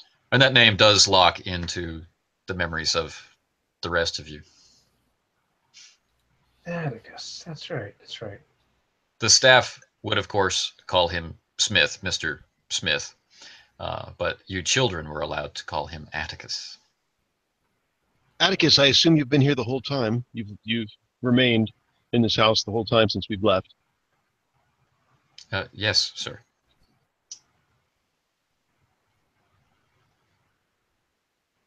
Do enjoy your meal. He's on his way out. Yes, thank you, Atticus. Thank you. And closes the door. Great. Do we hear a click? Click.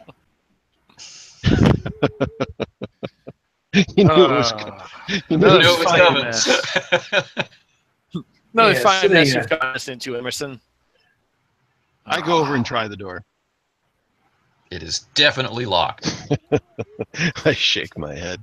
I look at the keyhole. Oh. The keyhole reveals darkness on the other side. Whether or not that's the darkness of a key or the darkness of darkness remains to be seen. Does it appear to be approximately the same size as Montgomery's key, just for kicks? It's larger. I go back and eat. I sit down and eat. Yeah, I'm gonna roll. I'm already roll my at the table. eyes. Roll my eyes. I'm gonna put my cleaver down next to me and pick up my fork and then kind of look disdainfully at the meat and pick up my knife again and Now, kind of try to cut it a little bit. the fire has not been lit. Candles have been lit. The fire has not been lit. The room is cold, colder than it was before. Night has fallen. And the food, cooked and well cooked, boiled, as was the habit in those days, is, well, it's it's closer to cold than warm.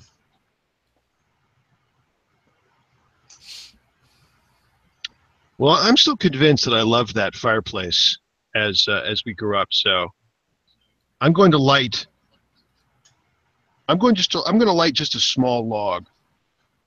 Out of prudence, I'm not going to get carried away, but I'm going to A big blazing fire. right in a room that we're locked in. I'm going to just light a small log and making sure that the flue is open. Okay. All of the fire laying tools are there, and it's when you adjust the flue that you uncover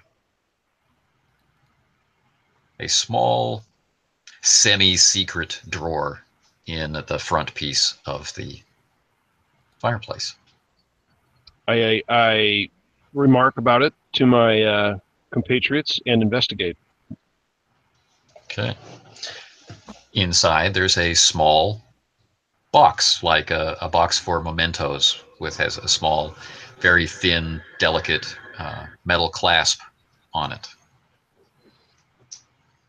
I grab a candle nearby that's lit for careful inspection. And is this a box that would readily open? Yes, you should just be able to flip it up like a child's music box kind of thing. I take it over to the table so all may see. Okay. And open it. Inside, there are braids about this long, delicately braided, each with a different color ribbon at the end. Most of them are brunette. Doesn't look like child's hair. Some of them have strands of gray woven in them. Quite a few braids of hair, like a memento. And something about it tells you that this is a memento of the dead.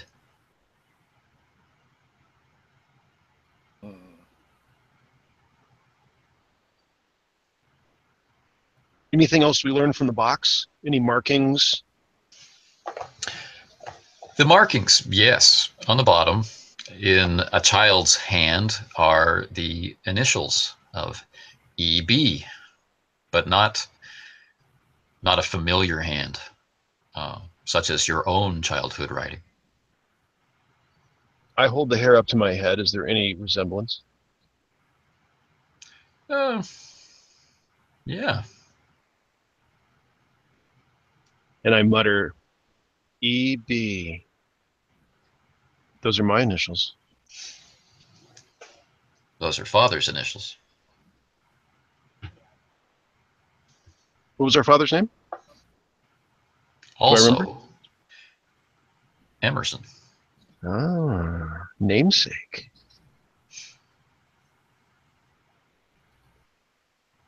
Could this be father's hair? It's braided like women's hair, which is not to say it's not men's hair, but I smell it. Is there any hint of product? Like any some kind of a rinse or something you would associate with a female? Well, they're all very, very old. Hmm. So there's that to contend with, but maybe hints of some type of floral scent, or at least the smell of soap, good, honest tallow soap. Mm-hmm.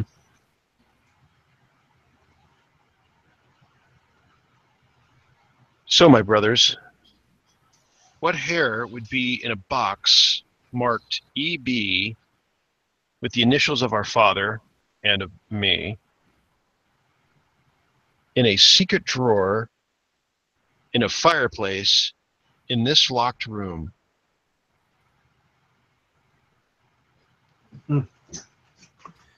Well, I don't know, but you're older than me, so you should know.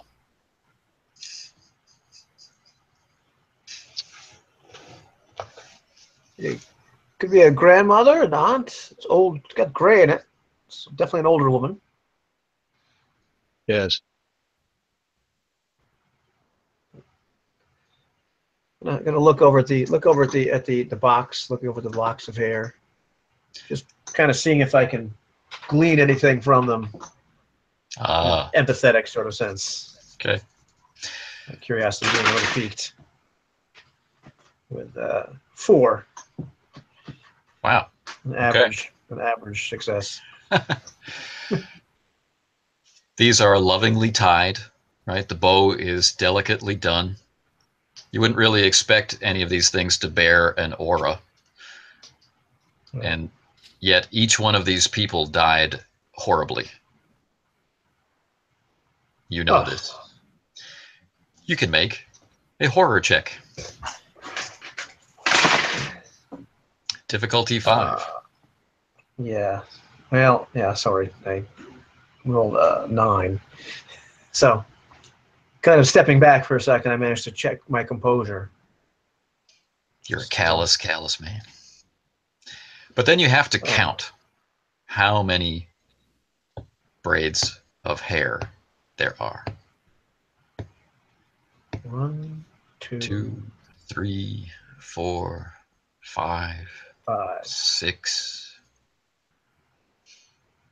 I don't want to count. 6. Mike ignorant. Thank you very much. The food, such as it is getting colder. 6 braids of hair, yes. And they all look with streaks of gray? Not all of them, but the impression is that they're not mementos of, like a child's first haircut or anything along those lines. This is the braid from an adult. And none of them look newer than the rest, or decidedly new? Yeah, if you lay them out, if you go to that extent, all of you are sharp-eyed individuals with keen intellects. There is a progression of age among them, yeah. Right. Curious. And I, of course, tell my brothers nothing about what I felt, but... But the impact is obvious, of course. Yeah. What do you sense, Montgomery? What do you something think? Something's just amiss. Something wrong. Oh, that's for sure.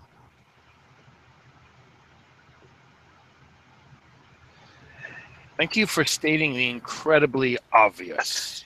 Considering what, We continue. and let's not forget, at the top of the list, what we found under the bed in the children's room. There are 5 skulls, 6 braids of hair. The good news, Gideon, is none of them braids of hair seem to be so new as to be your servants. Hermits? That should make you feel better. Servants. What? Your servants, that young lady who you suddenly become so unconcerned about. Yeah, none of these braids of hair appear to be hers. So, who's going to eat? I'm a little hungry. We already ate. I continue eating. Okay. So, digging into the meat and distributing the vegetables. And it's really not till you get to, the second or third cuts that you realize that the nice cloth that the meat is resting on, whatever this meat is a perfect match for Delilah's dress. Horror. Good heavens. Difficulty 5. I think I should auto fail. Well, actually, it's almost guaranteed for Gideon to be an auto fail. I almost feel like I spend a lot of style. should fail just if we are what I think we're doing.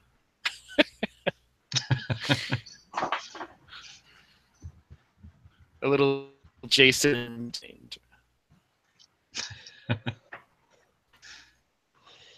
Say.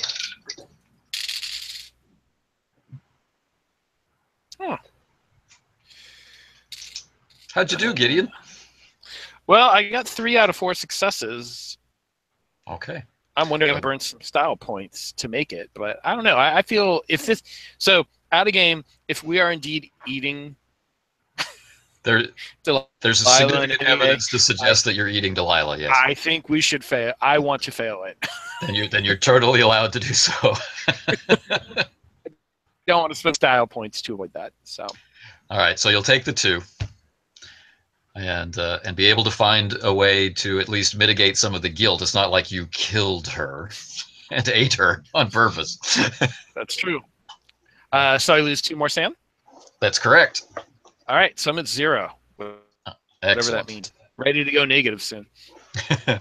So arriving at 0, we'll pause for a second. Arriving at 0 sanity has the following effect. It's similar as to how injury works in Ubiquity, in that your mind has absorbed too many shocks in too short a period of time. So while normally you're able to take 3 actions in a turn, a move action, an attack action, and to defend yourself from attack, now you don't have the option of all 3. You have to focus on just doing 1, and you are in a state of fear. Should you take any further shocks, you run the risk of going into a catatonic state or losing control of yourself, which could be represented by unconsciousness or the panicked flight away from the situation or whatever. There is the chance to retain control, but again, everything will be a struggle. Okay.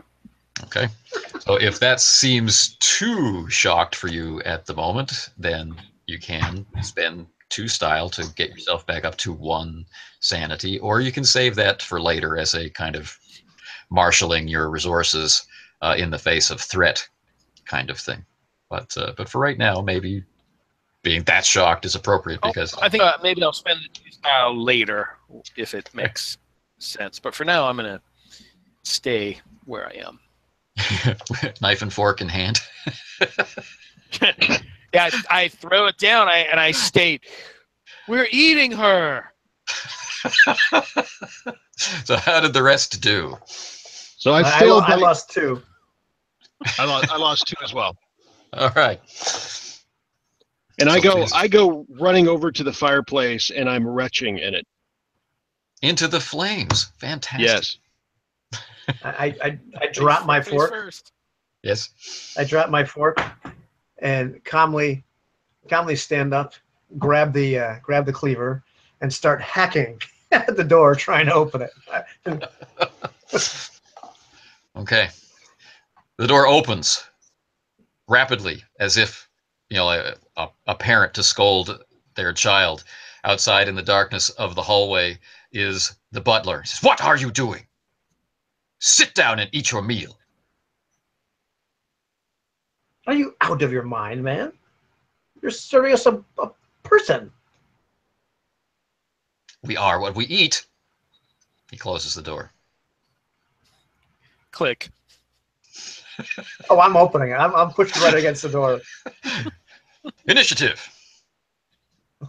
Absolutely. And you are the one-armed man, so I'm giving you style. Excellent. Giving me style. All right. Initiative. 6. Okay, great. And we're all rolling initiative, I assume, or no? Might as well, door, in so. case this escalates. But if I got 4. I got a 4. Oh, okay. You do beat the aged butler in the door, so now you need to overcome him in strength. Okie dokie. So you get to apply double your strength to the door. All right. And I'm going to spend some style on this, I believe. I think that's wise if you don't want to be locked in here.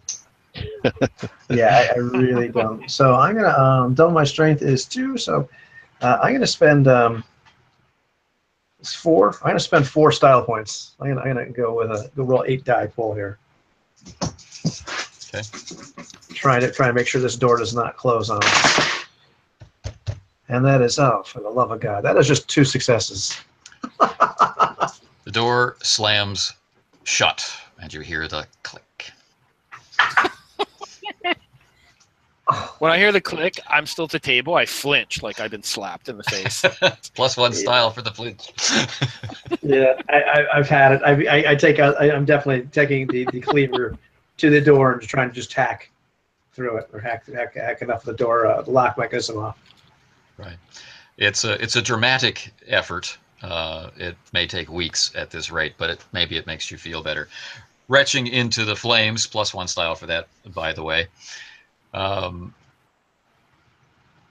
smoke, you remember you had adjusted the flue so that it would be open. Yes.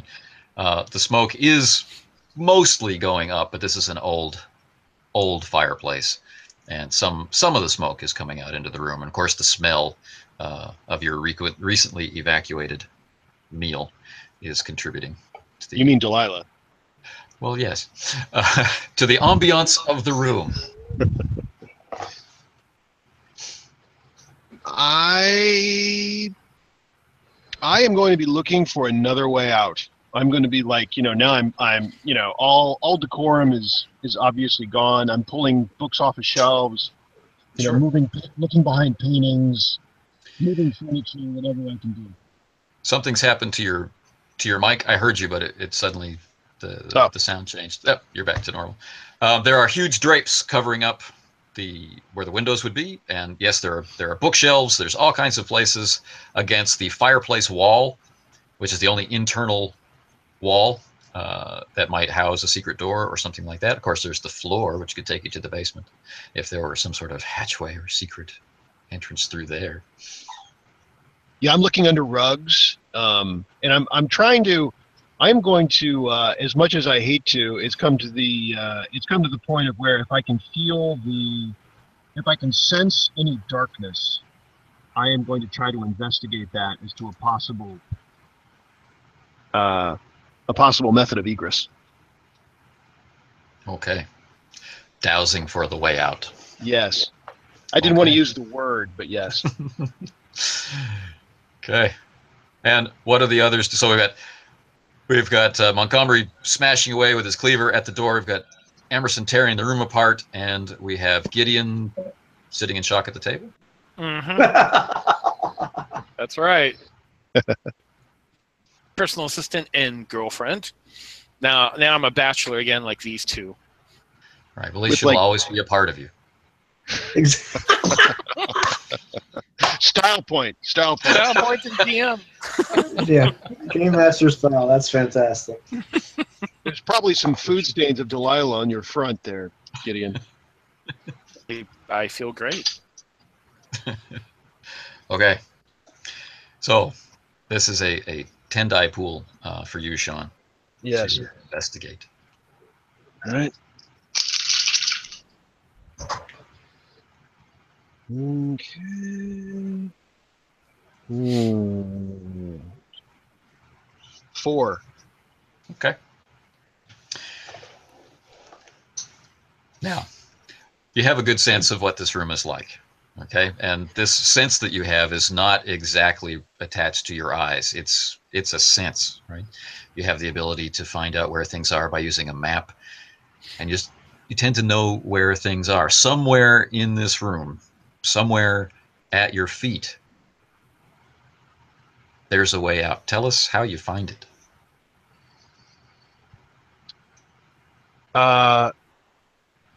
So there is. I'm looking around and I'm looking at all the obvious places, and I'm pulling books off of shelves, and I'm moving paintings in ways that are probably damaging them to. Would be in any other moment would be like horror. At the handling of these probably valuable items. Very valuable. And then I look back at because I can hear the cleaving of Montgomery, so I know where he is and I know what he's doing. But I haven't heard really Gideon do anything. And in my frustration, I stop and I look like, what is that idiot doing? And that's when I see that in the horror of probably Gideon's, or at least one of us, as we lurched from the table upon our horrific realization, we bumped a platter, and that platter was full of juice, and the juice is going down the table, dripping onto the floor, and it's actually disappearing into the floor. Delilah, you mean? Yes, that's exactly what I mean. Delilah. Thank you. Delilah's showing the way. She's showing the way. And it's right then I look over and I see the juice disappearing into the floor, and I point at it. All right. Right under the table, the big piece of furniture. Yep. Okay. one moment. I have to attend to someone. We'll have a very brief pause. Sure. All right, I'm going to grab a drink. Pause myself. Yeah. Right back. And I keep hacking at the door while we're... For the record.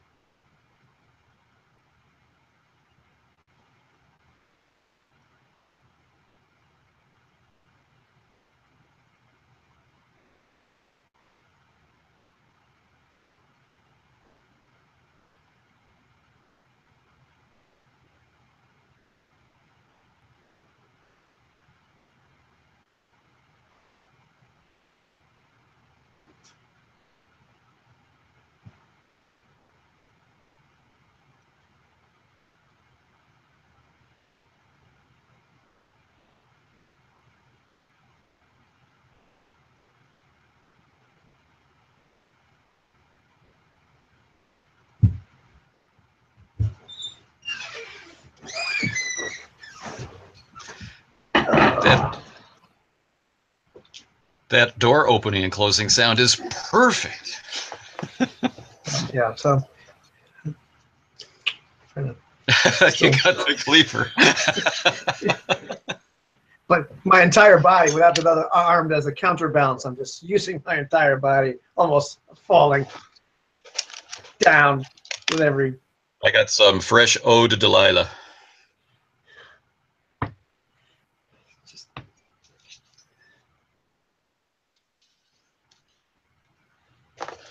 Oh, you're muted.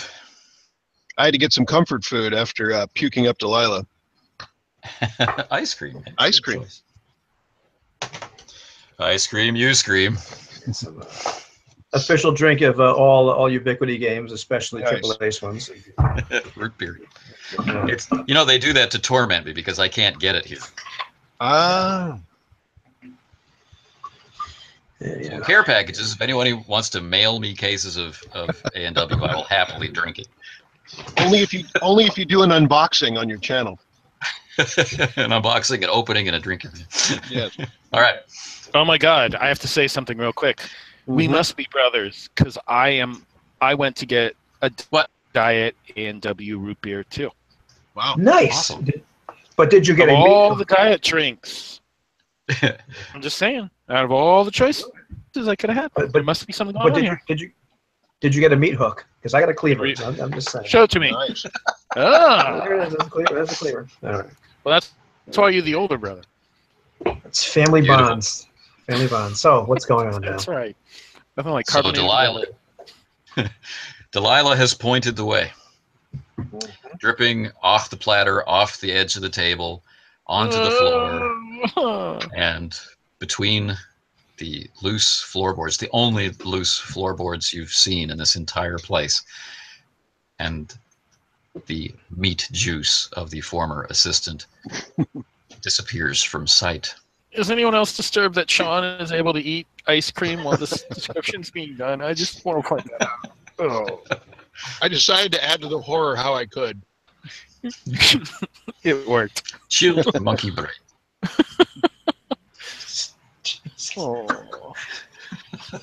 So, the door, the vacant space that you were looking for, is underneath this table. I get on one side of it and tell someone to get on the other side.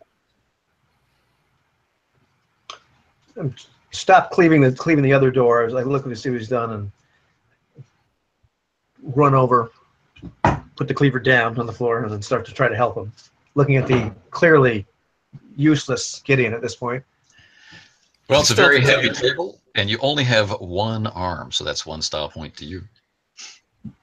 And for the excellent description of how we found the hidden door, I love the Delilah component. +1 style to you, sir. Nope. And for choosing to be horrified rather than not, +1 style to you. Thank you. Oh. So the table is manhandled out of the way, revealing the classic trapdoor with iron. Can't think of the word I want. Iron ring. Well, I prepare our light sources. So I get some candle holders, multiple 3. I find 3 candles, 3 candle holders, 3 sets of matches. If we're going into the basement, if we're going into the dungeon, we at least have to have light sources. Okay. And grab my knife, grab my butcher knife. All right. So that's a tough choice for the one-armed man to make. Do you carry light or do you carry your cleaver? I'm carrying the cleaver. You can't swing a candle and hit anybody. We can swing a cleaver in the dark. I'll be fine. Yeah, you can get one of your Open brothers. the door, man. Open the door. Let's get the hell out of here. So it's a ring? It's a ring. It's just a pull-up ring. So with solemn looks to both, I reach down with the ring and I pull it up. Okay. Now, maybe at some point in the house's history, this is where wood was kept, or maybe this was down into a root cellar. Maybe at some point this room had a different purpose. Remember, the fireplace is extraordinarily large. It may have served a function as a kitchen at some point. Whatever it is, now this is the sitting room, and now this trap door is here, and now it descends down into the stone roots of the house. And the smell wafting up from below is of old storage and rotted everything. There's a very wide set of stone stairs that matches the full width of the trap down into the darkness, and your candles penetrate enough to see the stone floor below, with your own shadows of your heads and arms flickering across it, writhing like snakes.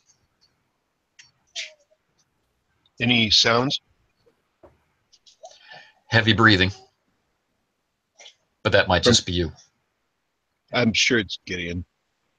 The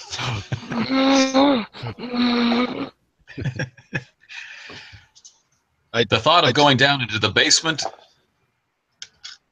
causes another memory to surface, a memory of being threatened with going and being locked into the basement, and this causes another horror check. Difficulty of it is only 2, however.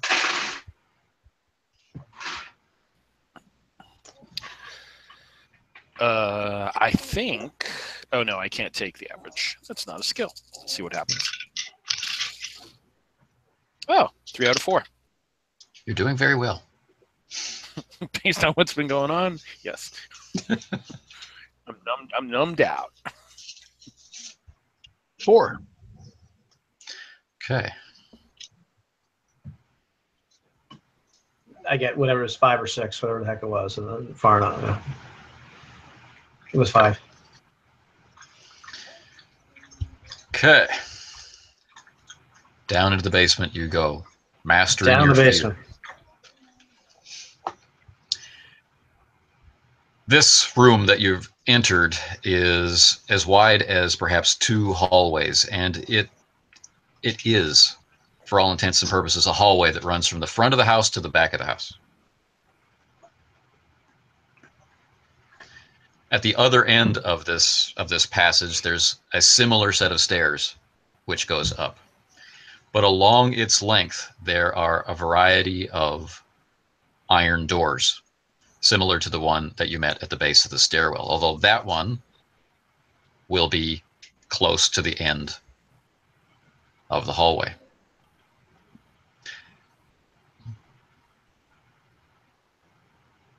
Your candlelight is reflected off of metal surfaces and pools of water.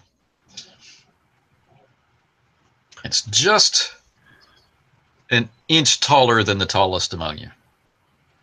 The ceiling? Yes. I'm gonna go with a single-mindedness of purpose to go towards this other stairway. Because my intention is to get out. Okay. As curious as I am, I just don't think this is the time for exploration. So you begin moving down the hallways. Anybody go with them, or do you stay? Yeah. I I'll will go I with will him. follow him behind. So as you get closer and closer to that end of the hallway, your light is revealing more and more features of what's down here. And the wall to your right, which is toward the inside of the house, becomes a corner and opens up into a large area, like almost room size, the center of which has an incredibly wide metal table or bed-like structure, which has straps and drainage and a large light source above it. And all around the walls, there are charts of the human body, and carefully drawn images of people and how they go together. And you see your own faces on these drawings. Horror check, please. The difficulty is 4.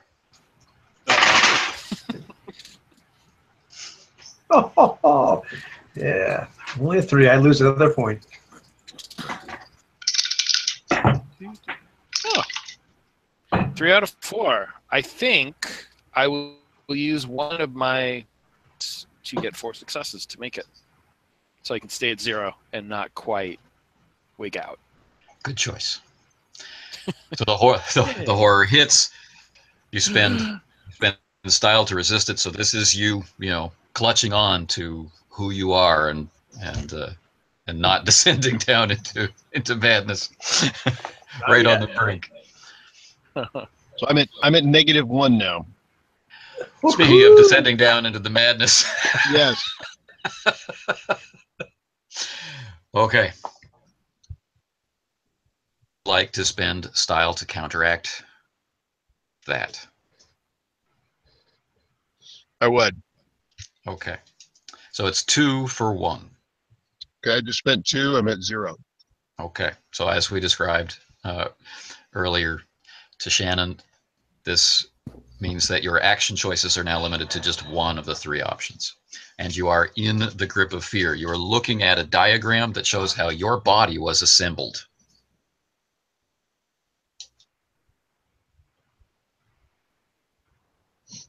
He's in shock. That's why he hasn't replied yet. Exactly. Yeah, I mean, I think He's stuffing his face with ice cream. How can you do that with Delilah? We just what a sicko. this is That like dessert goes with everything. Delilah flavor. It's It has Delilah on the name. It's Ingredients. delightful. Ingredients, delightful. Delilah. Oh, that's right. We went there. Yeah, I think as this realization hits Emerson, he's dumbfounded. He's mesmerized by the diagram and what it means. Montgomery, on the other hand, I just kind of drop the cleaver, let the cleaver kind of clatter to the floor, and I walk up to what appears to be my face, and I'm touching the stump of my arm with my good hand, just leaning in, looking at this. Perfect human form with 2 arms. I'll just say, can we go now? You hear the sound Yes, of of metal course. sliding, like a grate in a prison door. I And you hear a turn with voice. my meat cleaver.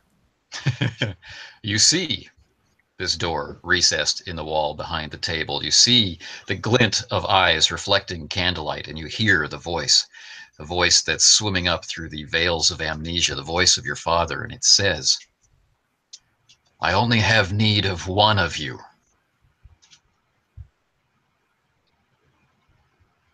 The one who survives will live a life beyond imagination.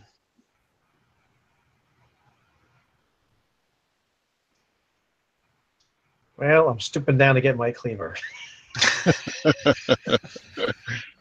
You fed Delilah to us. You crossed the line. I was okay with all the mental torture before that, but this was too much.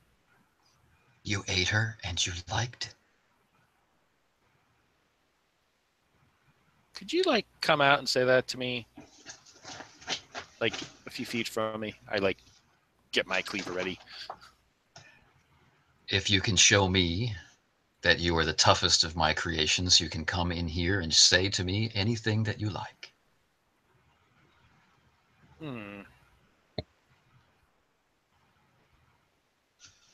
I look at the other two.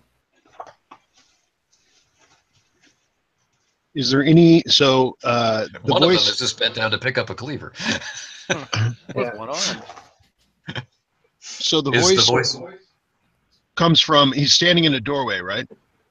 He's opened up like an eye slit, like a prison door slit, Yes. and he's observing you from in there.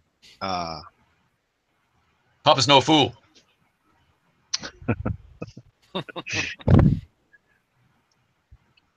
He sure isn't.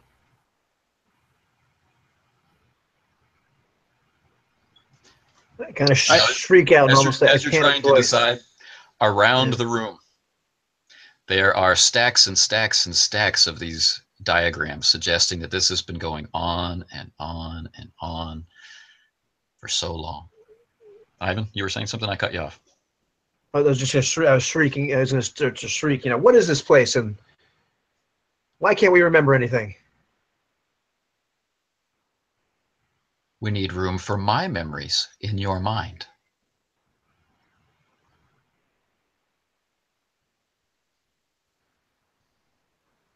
What do you mean? He means to live on forever, using our bodies for his next body. Well, to be precise, the bodies that I have made for that purpose.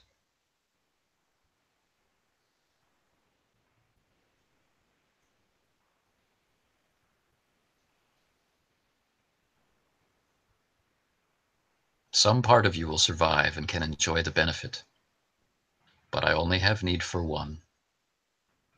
How about we just kill you? Oh, Gideon, so feisty.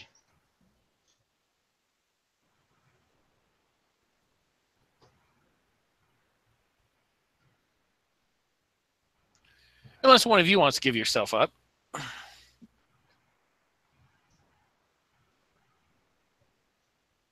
My older brothers are stupefied.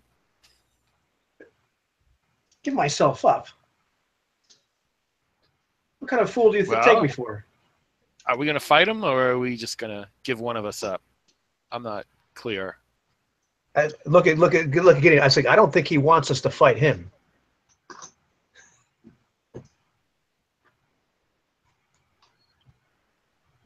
That's right. You're not as dumb as you were leading me to believe. That's right. Fight amongst yourselves. The victor enjoys the reward.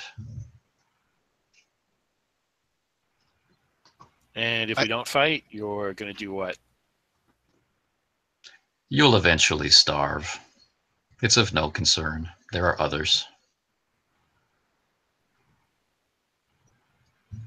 I moved I'm not to very the. hungry.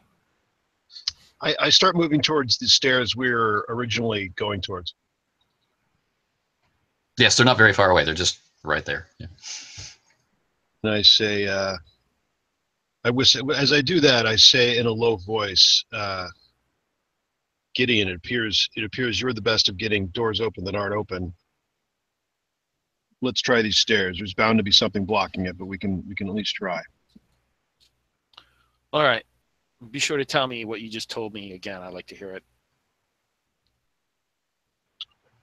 There's something bound to be blocking the stairs, so you seem to be the best at getting it open, so. Okay. You can just keep saying that as we walk over there.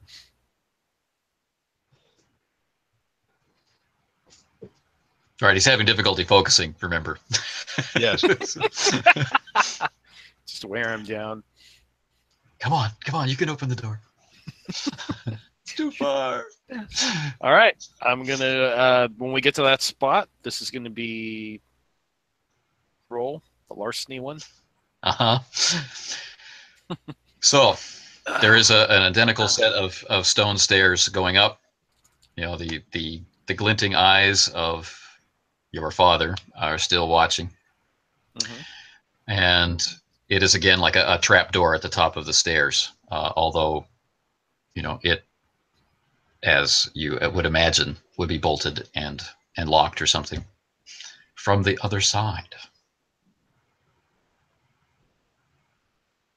All right. May I make my larceny roll? You may indeed, sir. The What difficulty of this is 4. This is an incredibly difficult task to be able to figure out how to get through this. Let's. Are you going to try and assist me there? Yes, and is it best to assist, or would an investigation of the door offer any benefit? It would be best to assist because you know, it's awkward. He's doing this, you know, like overhead on top of stairs, and at the moment has no tools. Mm-hmm. You know, I mean, this was a whole workshop down here. We should look for tools. Gideon. Good idea.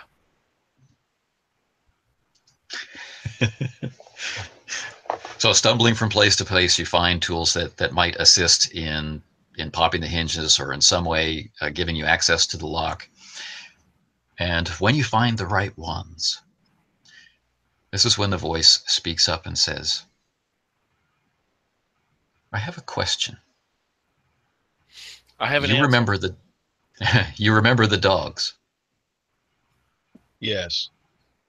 If they're not down here with you, where are they?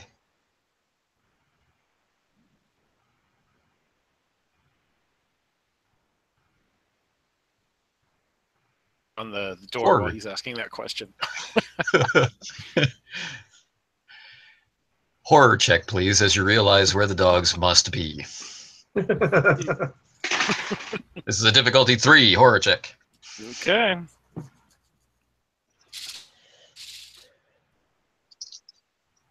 Style points to make it 5. down to 5 style points. You've been very stylish.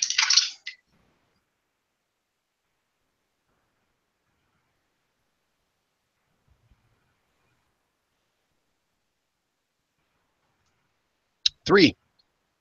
Okay. 7. You're still at 0. You're still above 0. And for Gideon, At this point, I think this is an opportunity what we talked about for me to pull some style points to go up to 1. do it.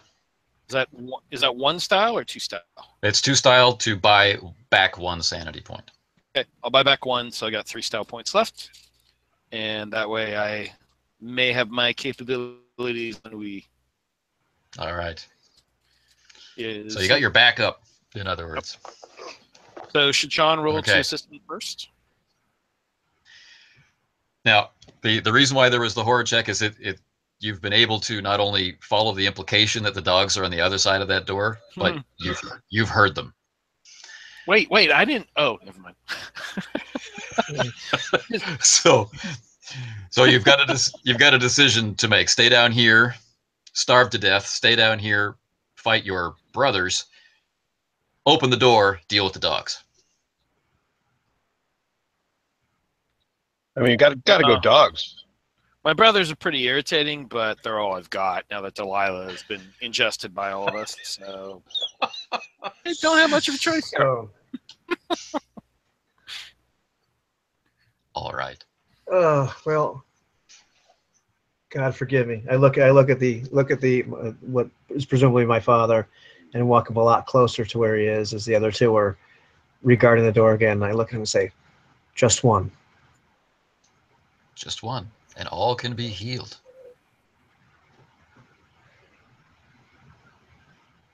I'm presuming we I nod. didn't that. Well, they're How not perceptive are communicating you? mentally. And I just nod and walk towards the door. Walk towards my brothers. Okay. Cleaver in hand. Cleaver in hand.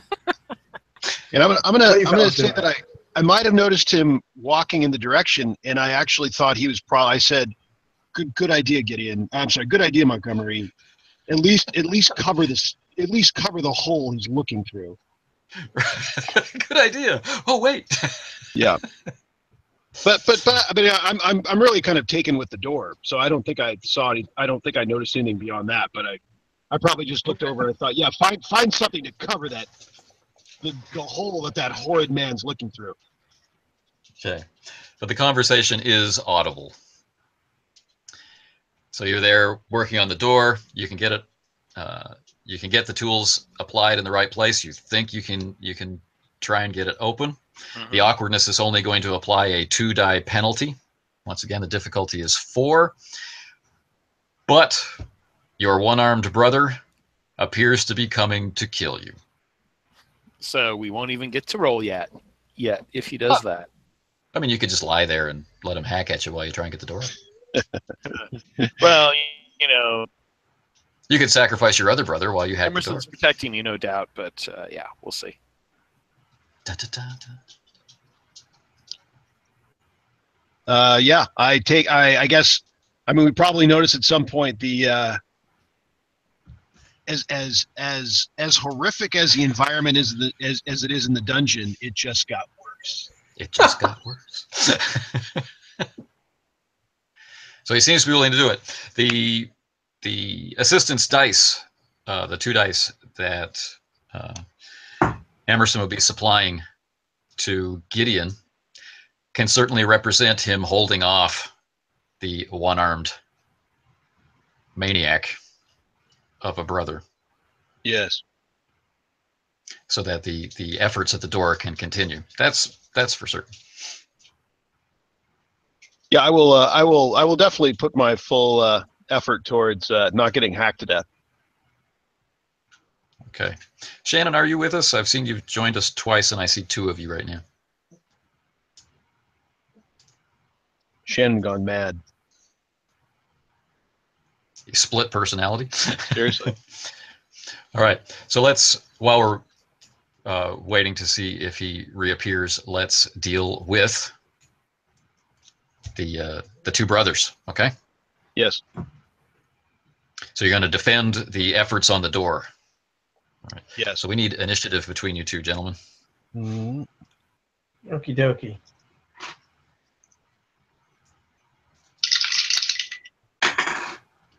Four. 3. Okay. Now, you can, at 0 sanity, you can attack or defend or move. Okay. I think my my impulse would be, he's coming at us, and I'm going to be in defense. I'm going to try to ward the blow. Okay. Alternately, you could spend some of your style to try to buy back some sanity. I'm a little low. Okay. So excellent. Perfect yes. timing. Yes. Okay, so defense is simple. You find the defense score on your sheet. That's the number of dice to roll versus his attack. Okay. Now, the question is, the one-armed man using the cleaver. Yeah. Alrighty. Well, yeah, I'm gonna try to kill my brother now that I've gone completely around the twist, realizing that I'm not gonna get out of there. Yeah. Sorry, dude. I thought long and hard about this move. But so that's, I gave melee rating of 4. I've got a 2 lethal weapon, so that's 6 dice. I mean, but 3 style. But what is Montgomery actually saying? Is he Yeah, saying What's that? Montgomery said? He's got this like ridiculous look in his eyes, like he's just completely gone around the twist. All right. So he's not saying anything at all. He's just walking over. Nothing, not a damn thing. You know, only looks a little pissed off that his brother obviously turned around and saw him coming. Yes. He was, you know, one of those looks like he was just hoping to get him in the back of the head. So out of curiosity, this is 6 attack dice versus how many defense dice? 6 defense. Excellent. 6. I'm actually Good luck spending to you, 3 style points to making it 9. Oh my goodness. I have all these style points laying around, so All right. let's see what happens. I'm gonna go. Can I spend 1 then to make it 7? I suppose. I got 1 left. I guess I'll jump in next round since I probably don't notice at first. Right. He was buying you time as you were working on the door, so you get to do the door thing. Get that door open. Traitorous brother. Never trust a one-armed brother. 3. Okay, well, you did great because in the dice gods are punishing player versus player. I only rolled 2 successes out of 9 dice. So I must swing right over your head in this wild. Perhaps my lack of a balancing arm. This made me swing wide. Okay. Gideon, Montgomery has lost his mind. So you've had a turn to work on the door, Gideon. Mm-hmm. Which is your larceny plus 2 dice, minus 2 dice, so it's your larceny flat against a 4 difficulty. Oh, okay. Mm-hmm. So I'm not sure if we want to get it open while we're getting attacked. Just putting that out there, bro. I'm going to stop what I'm doing and assist in the attack against our traitorous brother. Okay, you can't. You have risen back up to 1 sanity, so you're in complete control. You can attack, defend, and move in a single turn. Since he's doing since I saw him attack my brother this combat round, I will attack back, I think. Okay. You've got a prying tool, but you're open. Otherwise, unarmed combat or armed combat. You mean my meat hook thing? That's the round 2, yeah. Although that would take an action to ready. All right, I will take this round to ready with my meat hook of doom. Okay, gross. Okay, the round ends. There's no incoming attack. So, top of the round. So we'll keep the same initiative order. Okay. I didn't roll my initial. I'll do that now. Oh, please do. So you were surfing the internet. Just 4 successes. 4. Oh. Okay. Which is a tie and dexes. My dex is 2. 4. Oh. Okay. Tie goes to the younger brother. The younger arms. brother. In a meat book. I am swinging since he tried to kill Emerson. I don't particularly like Emerson, but he's kind of my brother. Okay. Attack. This is a melee attack. If right. you're, is this a skill or I'm trying it's to a skill, remember. And they're alphabetical. And if you don't have it, you'll be rolling your dex. You'll be rolling your strength minus 2. Plus Plus 2 for the weapon. Yeah, let me check my talents here. I've got combat skills. Okay. So that combat skill, what it would have done is given you defense dice while you're trying to deal with the door, even if you were being attacked.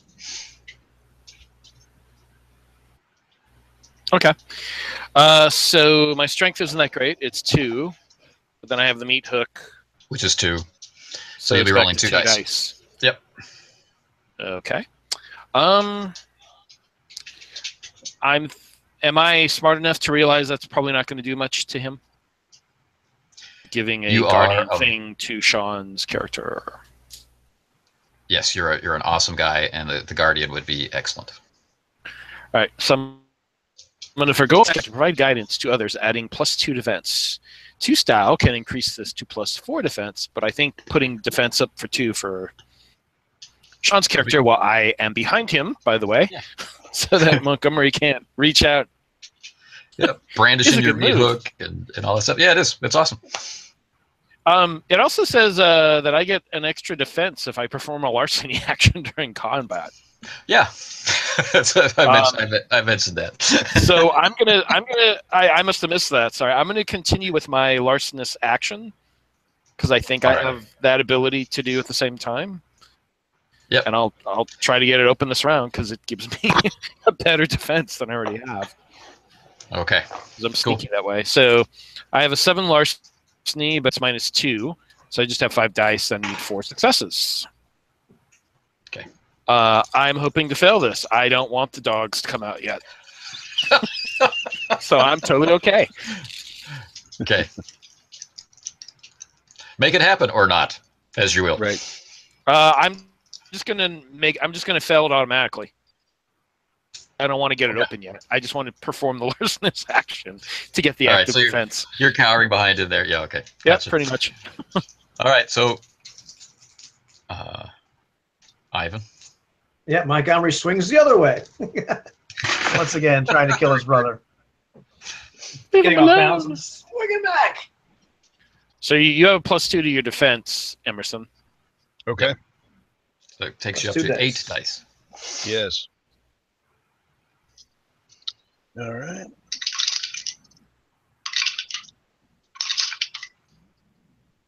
Sounded like a lot of dice. Let's see.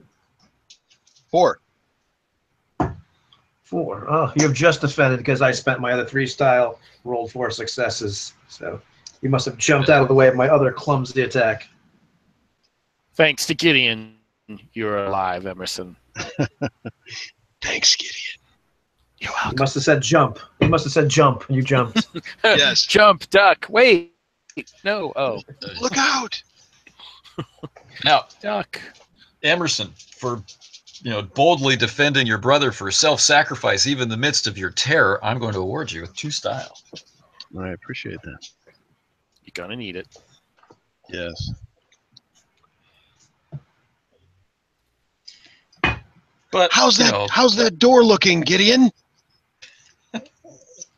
I don't think we want the dogs out.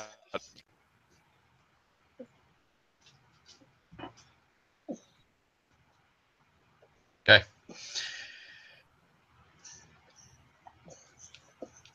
Top of the round. I believe I'll be repeating what I was doing. Okay. Cowering.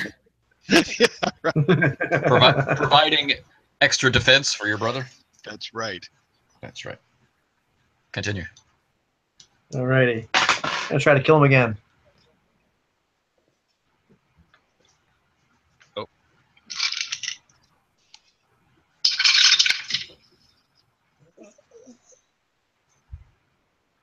Mm. 3. Oh, 4 successes. A hit. Ooh. Take 1 lethal. 1 lethal. The meat hook bites in, cutting through thick Victorian clothing and flaying flesh beneath it in a chunky line. It makes a sound very unpleasant. What is the ramification of a wound? The wound is that if you look, you'll see you have a health score. Yes. which is just above your defense. It has been decreased by the difference between your defense and his attack roll, which means you've taken 1 wound. So imagine it as you may. Imagine the pain, the blood flow, the shock, this sort of thing. However, it's not applying any wound penalties yet. All right.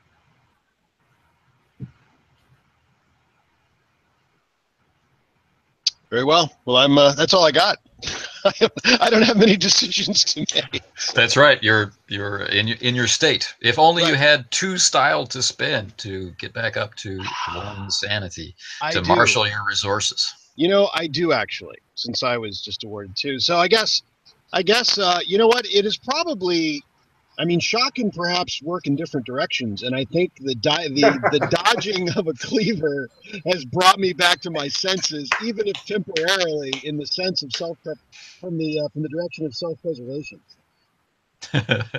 So I spend my 2 to bring myself to a 1 sanity. Okay.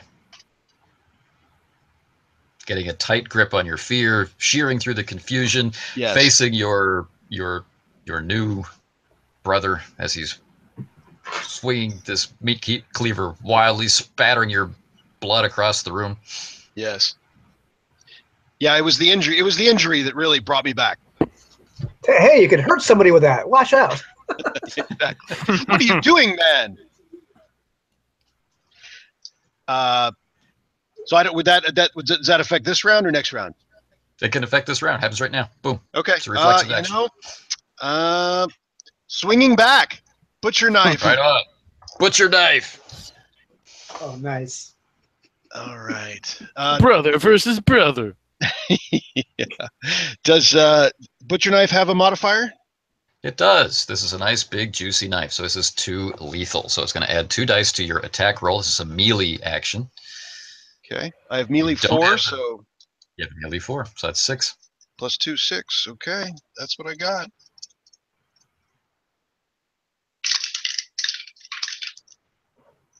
And let's see.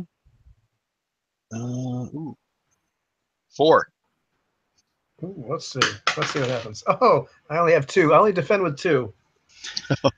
I've just taken 2 lethal. The one-armed man. The one-armed man has been stabbed. Oh! Yeah. From behind the iron door, you can hear Father go, "Yes, that's it."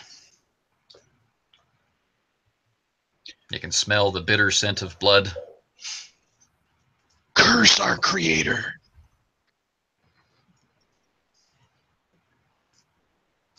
Hating what we have. Just continue to cower. Pardon? Gideon's just continuing to cower. He's working. What's going on? He's working. He's union. Now, you know, he's union. He's a door guy. Montgomery, our one-armed man, right? Who has sold. Gideon's giving a +2 defense. To this guy. That's a lot. That's true. Yeah. That's how he's. That's one of the reasons he's not hurt as much. Yes. So Montgomery, who's given in to this, who's given into the kind of person he's been for his whole life, has earned another point of corruption. Excellent. Corruption. Which puts him at now a corruption of 1. He's working his way towards his next flaw as he fully embraces this evil act, whereas his other 2 brothers are not. However, I have to wonder about Gideon, who's allowing his one brother to stand between him and peril, while he's not actually trying to open the door. Because there are dogs on the other side that will add to our problem. That's right. Perhaps. It's definitely not. It's not an evil act, but it's something that I have to consider. Well, and periodically, I think I'm probably, looking back saying, "How's the door?" And I'm saying, there are dogs on the other side of the door. Didn't you hear me the first time? As I ward off blows and strike blows. Just take him out. He only has 1 arm. How hard could it be? Oh, jeez. All right, that's enough chatter. I gotta kill him again. Come get him. I gotta kill him again. Go ahead. Defend against 4. Okay. Or I'm giving you 2 defense, remember. Okay. 8 dice. Potentially failing a pick lock. All right. And let's see. Bad roll. Oh, Trouble. 1. here we go. Oh, So this is 3 lethal injuries, which reduces unless you burn style points, unless you burn style points, which Don't you have don't it. have. Don't have any. you're out. Oh, There only has to be one of us. I knew I couldn't trust you anyway. I see the way you look at me. You're after me. All right. So I lost 3, right? I took 3 wounds? Right. So how is your health? I'm trying to bring it up here, but I can't find From 5 down to 2. it. From 5 down to 2. not And so you bad. take it, right. You'd started at 6, right? So Yes. okay. So you're feeling it. And Yeah. should you go below 0, there's a very high probability that you will pass out Yes. and then be helpless. Right. Gideon, how's the door? All right. This coming Oh, that's- round, earning 2 style points to give you a +4 active defense instead of +2 while I perform a larcenous action. Yeah, that's right. Okay. That'll have to be this next round. Actually, I guess I get to attack this round, though, still, right? Yeah, you do. Yeah. Did you get stunned or no? Was 3 lethal enough to stun you or no? 3. It has 3 is not enough. Okay. Okay. Well, I'm taking with blood mixing in my hair and dripping down through my eyes. I am swinging my butcher knife with new resolve, I hope. And let's see, 4 plus 2 is 6. And I get 4. Oh Lord! I roll a 1, so I get take 3. I am down to 1. This is a fight to the death right here. Oh, This is right. a hackathon. This is a hackathon. So picture it. You're right there at the base of the stairs. We've got Gideon kind of awkwardly up there by the door, and shouting out helpful tips. And we've got the butcher knife versus the Move one to the arm left. with the cleaver. Dodge. They're cutting each other up, and the big metal table is just beside them, so they slam into it and then back over to the stairs. Right. And I think Gideon's getting sprayed with at least my blood, if not both of ours. All right, this may be the final round. Indeed. okay. And Gideon's I am gonna just going there doing the countering 2 defense. style points being burned. So I got 1 style point left. I'm now giving you a +4 active defense. Okay. You don't have to Shut up, spend +4. you don't have to spend those 2 more. It's up for the rest of the scene. So Oh, okay. Yeah. Dun dun dun dun. I knew I couldn't trust you either, you little bastard. You're always siding against me. All right. Just only 1 success, so good chance you will be able to defend against this wild swing of the cleaver. I'm in so much pain. So my defense is 6 plus Shannon's 4. Is that correct? yeah, you're up to 10 defense now. Okay. Roll a 0. Roll a 0. There we go. Critical hit. Ah! Let's see. 1, 2, 3, 4, 5, 6. I have 6 successes. You win. He told you to jump out of the way. Duck. If only that had been an attack roll. Okay, attack. Okay. 4 plus 2, 6. All right. Go. Ooh. 0. 0. 0. I defend. Rare. I amazingly defend against 0 successes. Okay. Now 0 is a special occasion. Okay. So the blood from previous injuries has caused you to lose control of the butcher knife, causing it to clatter to the floor. Yes. Yeah, slips from my hand, goes down a step, and the horror, a fresh wave of horror passes through my face. No. But you're locked in bitter struggle. Yes. Next turn. Mortal Kombat. Get your +4 again. Okay. All right. I attack with a be very hard to defend against a 4 success blow. Can he do it? Oh, another bad roll. 1, 2. 2 successes. With 10 dice? You got 2 successes? Oh, wait. 10? 1, 2, 3, 4, 5, 6, 7, 8, 9, 10. Yeah, 2 successes with 10 dice. You It suck! happens. You suck! I take 2 lethal because I rolled 4. Whoa! I'm at 0. That's 0. Now you're back in the condition where you can either only attack, defend, or move. And you're weaponless. Bleeding. I'm weaponless and I chunks taken out of me. I have this picture of the two of us locked in struggle, and you grab my fake arm and it just rips off. Right. I try to throw him from the steps with his fake arm, and instead just the arm goes into the darkness. That's kind of how I'm picturing it. So, Yeah. Next round. Oh, God. All right. I'm still going to try to kill this bastard. Problem is, there's no future Gideon in me only defending myself. You realize that, right? Just attack him. You could. Yeah, but you have lost that ability. You defended yourself. That's it. Right. It looks like I'm gonna have to jump in if it's allowed. You can, Sean. You can exert yourself. You can take 1 level of damage and attack this turn with your bare hands. Yeah. Well, that would take me into negatives. I defend myself and I say, "Get in here, Gideon, you worthless." You got it. Worthless lout. Oh, that's gratitude for you. That's gratitude. Okay,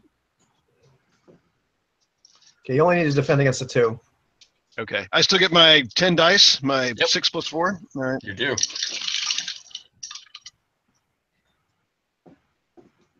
Let's see here. 2, 3, 4. Okay. Okay, yeah. Easy. Must be because he's off balance, missing the arm.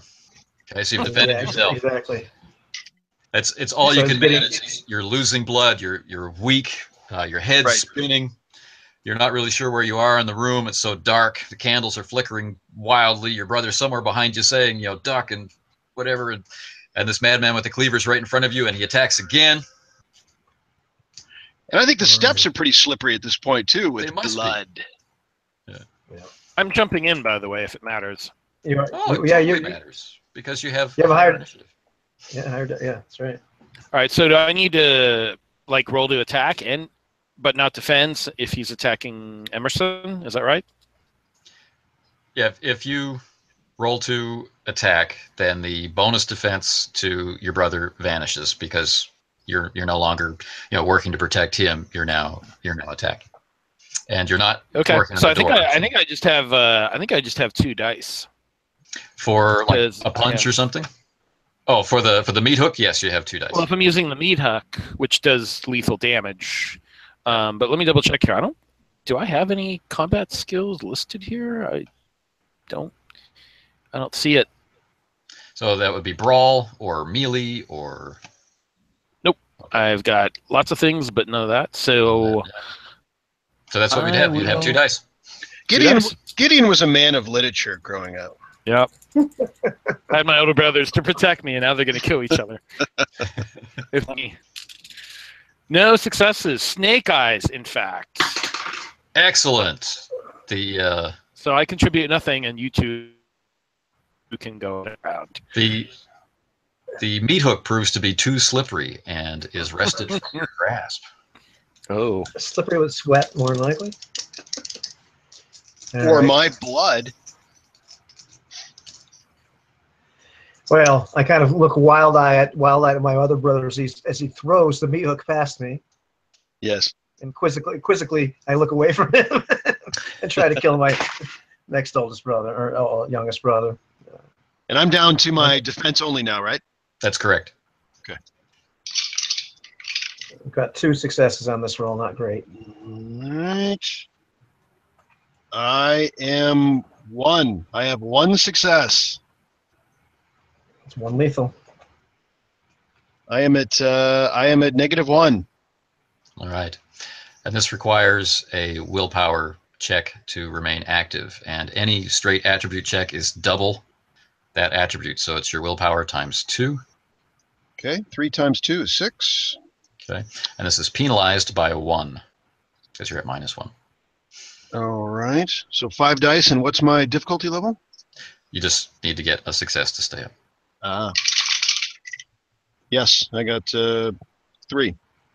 Okay, so you're still conscious. Now, all rolls that you make from here on out are at your negative health. Okay. So if you had 5 dice for something, you'd be rolling 4. And the more damage you take, the less dice you'll have. Okay. This is where you're really, really, really hurt. The pain is awful, and there are physical impairments. He's using a meat cleaver. Yeah, blood in my eyes, stairs are slippery, and my mortal end is, I can see before me. Not going to beg for your life? I didn't even cross my mind. All right. Kill, kill, kill. We're back up to Shannon, I guess. Yes. Get in, get him! Woo, here we go. A 1 and a 2, so 1 success. Yep. Just need 1 defense to block me. What are you attacking me with? Fists of Fury. Fists of Fury? Mm-hmm. Okay. By that name, you know. Yeah. There's an old movie 70 years in the future of this event. Yes. Yeah, I have one defense against that. What did you say? Just roll a 1? Yep. I think you blocked it. Okay. Yeah. Barely. Okay. At this point, I'm ignoring my other brother. That Emerson was probably collapsed to the floor at this point, and I'm going to attack my youngest brother Gideon. What? I love You're it. trying to kill me, dude. Yeah. All right. Defend against 2 successes. Sides. Oh, too late. There Okay. can only be one of us. Only one. How many successes did you get? A lot? 2. Just 2. 2? All right. 1, 2. I have 3 to my defense. Okay. So I think I avoid you. Okay.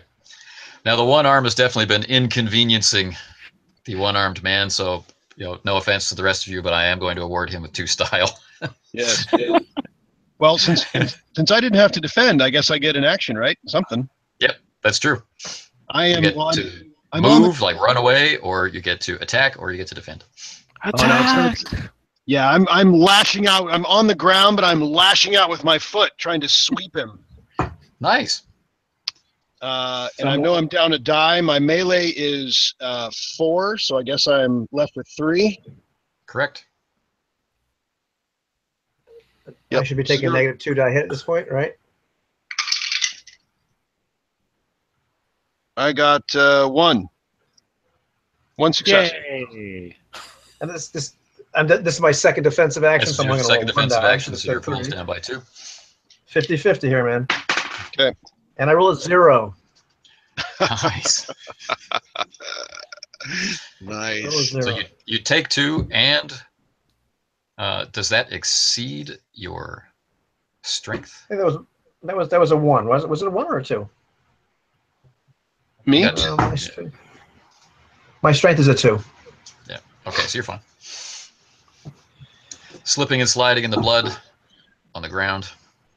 All right. Bring you closer to this big table with its straps and its a variety of peculiar equipment. With our father's laughter ringing in the background. Very much so. Yeah. And did I take damage from that sweep or no? Or is that just a...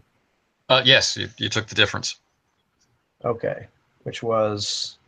1 in. How much was 1? 1 non-lethal. Okay, well, that brings me down to 0. you fought, the two of you have fought each other to a basic standstill. This is like one of those bad movies where no one can move, no one can.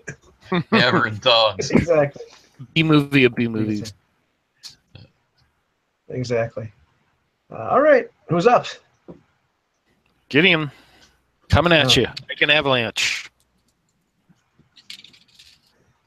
1 success. Okie dokie. I think you can beat that. It's possible. Yes, I got 1. All right. He can't do anything I decide else. not to cripple you. Okay. Oh, if I exert myself, though. I'm going You to exert could. myself because I'm out of my mind at this point. All right. So exerting myself. Am I taking a hit to that roll yet or no? Yes, you can exert yourself now. Take the 1 in Okay. now, which takes you down Right. to -1. I have 1. Right, yeah, And, I'm going and then to you can act. going to try to kill Gideon for trying to hurt me. So another 2 successes with this one. Okay. Wow. 5 to my defense. You little bastard! Almost cutting my I own may leg. not be a fighter, but I can get out of the way fast. Ninja style. -1. Okay. -1. Father whistles. A whistle that reminds all of you The dogs. of the past. And the dogs scrabble. Where are they going? Gideon with the most hit points will face them in the front. No, not really.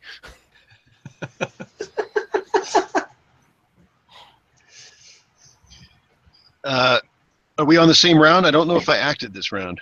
It's your turn. Okay. I am striking up with my foot at Montgomery's face from the ground. I suppose I'm attacking too this round, unless I see something coming out of the wall. Nope. 4 melee -1 is 3 dice. I get 1 success. All right, I get 0 defense, so yeah, I'm at -2 at this point. All right, and then I attack you, and I have 1 success, which you'll probably block. Well, let's see. I'm only rolling 1 die for that. I guess you can. Can you do an attack and a defend, or I guess you can. Yeah, you're defending. It's top of the round with you. It's top of the round with you now. Yeah. I got 1. I got 1 defense. Okay. That was it.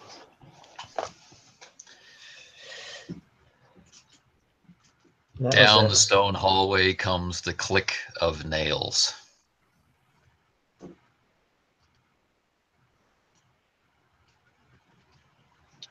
And 3 brutish dogs enter the scene. You're struggling, you're fighting.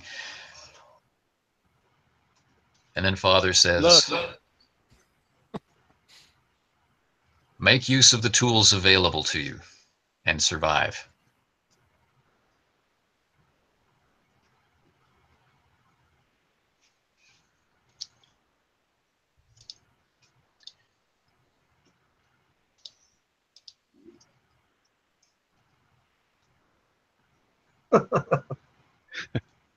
We're all dumbfounded.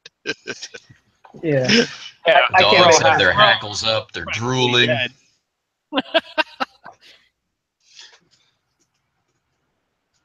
Are we at the top of the... No, where are we? We're at a new initiative round. Okay. Yeah. And one among you has a very special talent. Oh, yes. Some. Well, Gideon, I think it's your turn, right? Yep. Gideon's first. Does it look like we're out of combat and facing the dogs? No, Montgomery is still very much in Then in motion. I'm stabbing Montgomery with my Fist of Fury. You just whack me with your Fist of Fury. My God. Oh, 2 successes this time. My first time. I got 2 as well. Oh. Just a grinding battle to the finish. And I'm going to exert myself for another. I'm going to bring myself down one more time. So I'm going to take 3 down. Try and get me? Okay. I will absolutely. But I get 0 success with the cleaver. 0. So the cleaver must fly out of my hands finally. Yep. A bloody cleaver clatters across the floor. The dog's tense as it goes. Well, so I look at the dogs, and I do what I know it takes to be considered the alpha dog. You know, I shout at the dogs to I shout to heel, and covered in blood. Basically, I rise myself to one knee, and try to look formidable. Okay. So you want to intimidate then, to give orders. Yes. You can find that in your skill list, and you will be penalized by your negative health. Yes. But because of your animal affinity, you have +1 charisma, which can be increased with style should you have any left. I do not. Okay. So +1 charisma just means +1 die. Is that right? +1 die to that intimidation check. All right. So 6 intimidation, +1 is 7. -1 is 6. So 6 total. Yeah.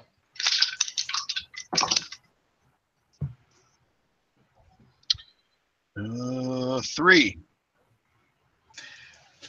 The dogs snap, pay attention, and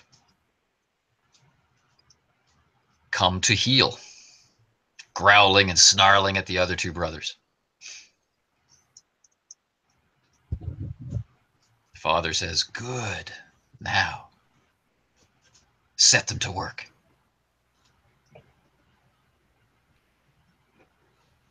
Father's a devious man.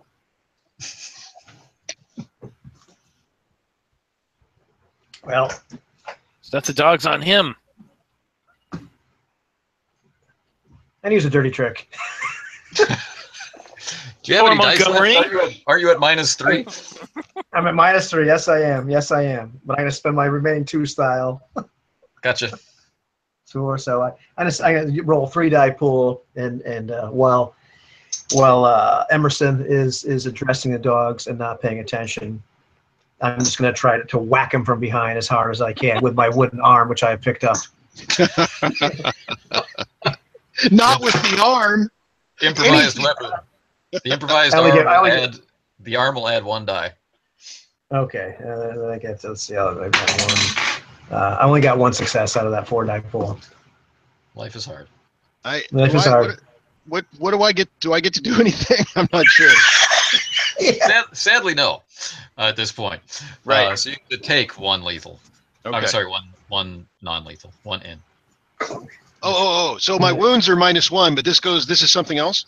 This is it's still added on. So you're now at -2. Okay.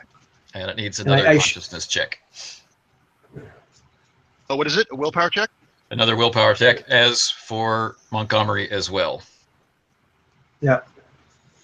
Okay. So it's your willpower doubled minus your wound penalties. Okay. Right. So 6 - 2, 4 dice for me. Yeah. We'll make it. 2 successes.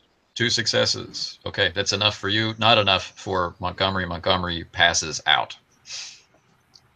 Right. I got 4, but I'm out. And as I pass out, I just shout to them, "Eat him instead!"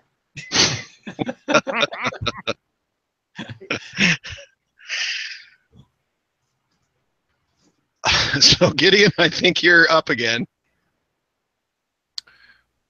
I look. It's just you and me and the dogs, right? It's just you, me, dogs, and Dad behind the grill. Send the dogs on Dad. Well, if they can get there. I mean, if there was a path to Dad. That'd be a no-brainer. And you're bleeding. Yeah, right. Badly. The dogs are sniffing. They won't be in control for long. They're hungry, says Father. I look at Gideon and I say, desperate times call for desperate measures, and I heave myself to a knee and look at the dogs with a shout of command, and throw Montgomery in their midst. Kick him off the stairs. They savage Montgomery. His body jiggling and wriggling like a rag doll. And you, sir. You're a horrible person. Necessary evil though it might seem. Yes. Gain a point of corruption. Indeed. Which will lead to another corruption flaw, which I'll detail in a minute. Okay. This also brings up a memory of the dogs hunting you through the hallways. Horror check difficulty 4 for the 2 survivors. Uh-oh. And I will offer as a possible flaw invocation my righteous comment about end justifies the means. Yes. Pretty sure I failed this. 1 success. It's a plus one style for Emerson. Okay. And Shannon, what was that? Pretty sure my style. I have 1 style chip left. Yep. Does that give me anything if I use it before the roll? It gives you an extra die. Okay. So it's 50-50 chance of getting an extra success. Do I know how much sand I'm going to lose? Did you tell us or no? You're going to lose the difference. It was a difficulty check of 4. Ooh. Okay. I got 1 success, so I am at -2. Okay. Or barmy, as they say in England. About to join Montgomery soon. It's like the point, the guy that's lost his marbles entirely is the guy that's actually taken no wounds and is the most likely to get out of here alive. The old runaway strategy comes in handy. 3 successes. So you take 1. Back down to 0. Yes. My old friend 0. Okay. And gentlemen, as our time has neatly or nearly expired, the curtain will descend on its final scene, and I leave you, the players and the viewers, to speculate and wonder, what did Father decide as one son loses his mind, falling prey to madness, and one son is left with a decision to make about the dogs? Thanks a lot for playing, guys. It's been a treat. You have brought these characters to life in a way I couldn't possibly have expected. I hope there was at least a little bit of horror for you in this kind of unusual internet format. Oh, yeah. It was excellent. Yeah, I enjoyed it. Thank you. It's a good scenario, well executed. Good job. Yeah. Thank you, sir. Do you have any thoughts, comments, or questions about Leagues of Gothic Horror and the way that Ubiquity approaches horror of this type?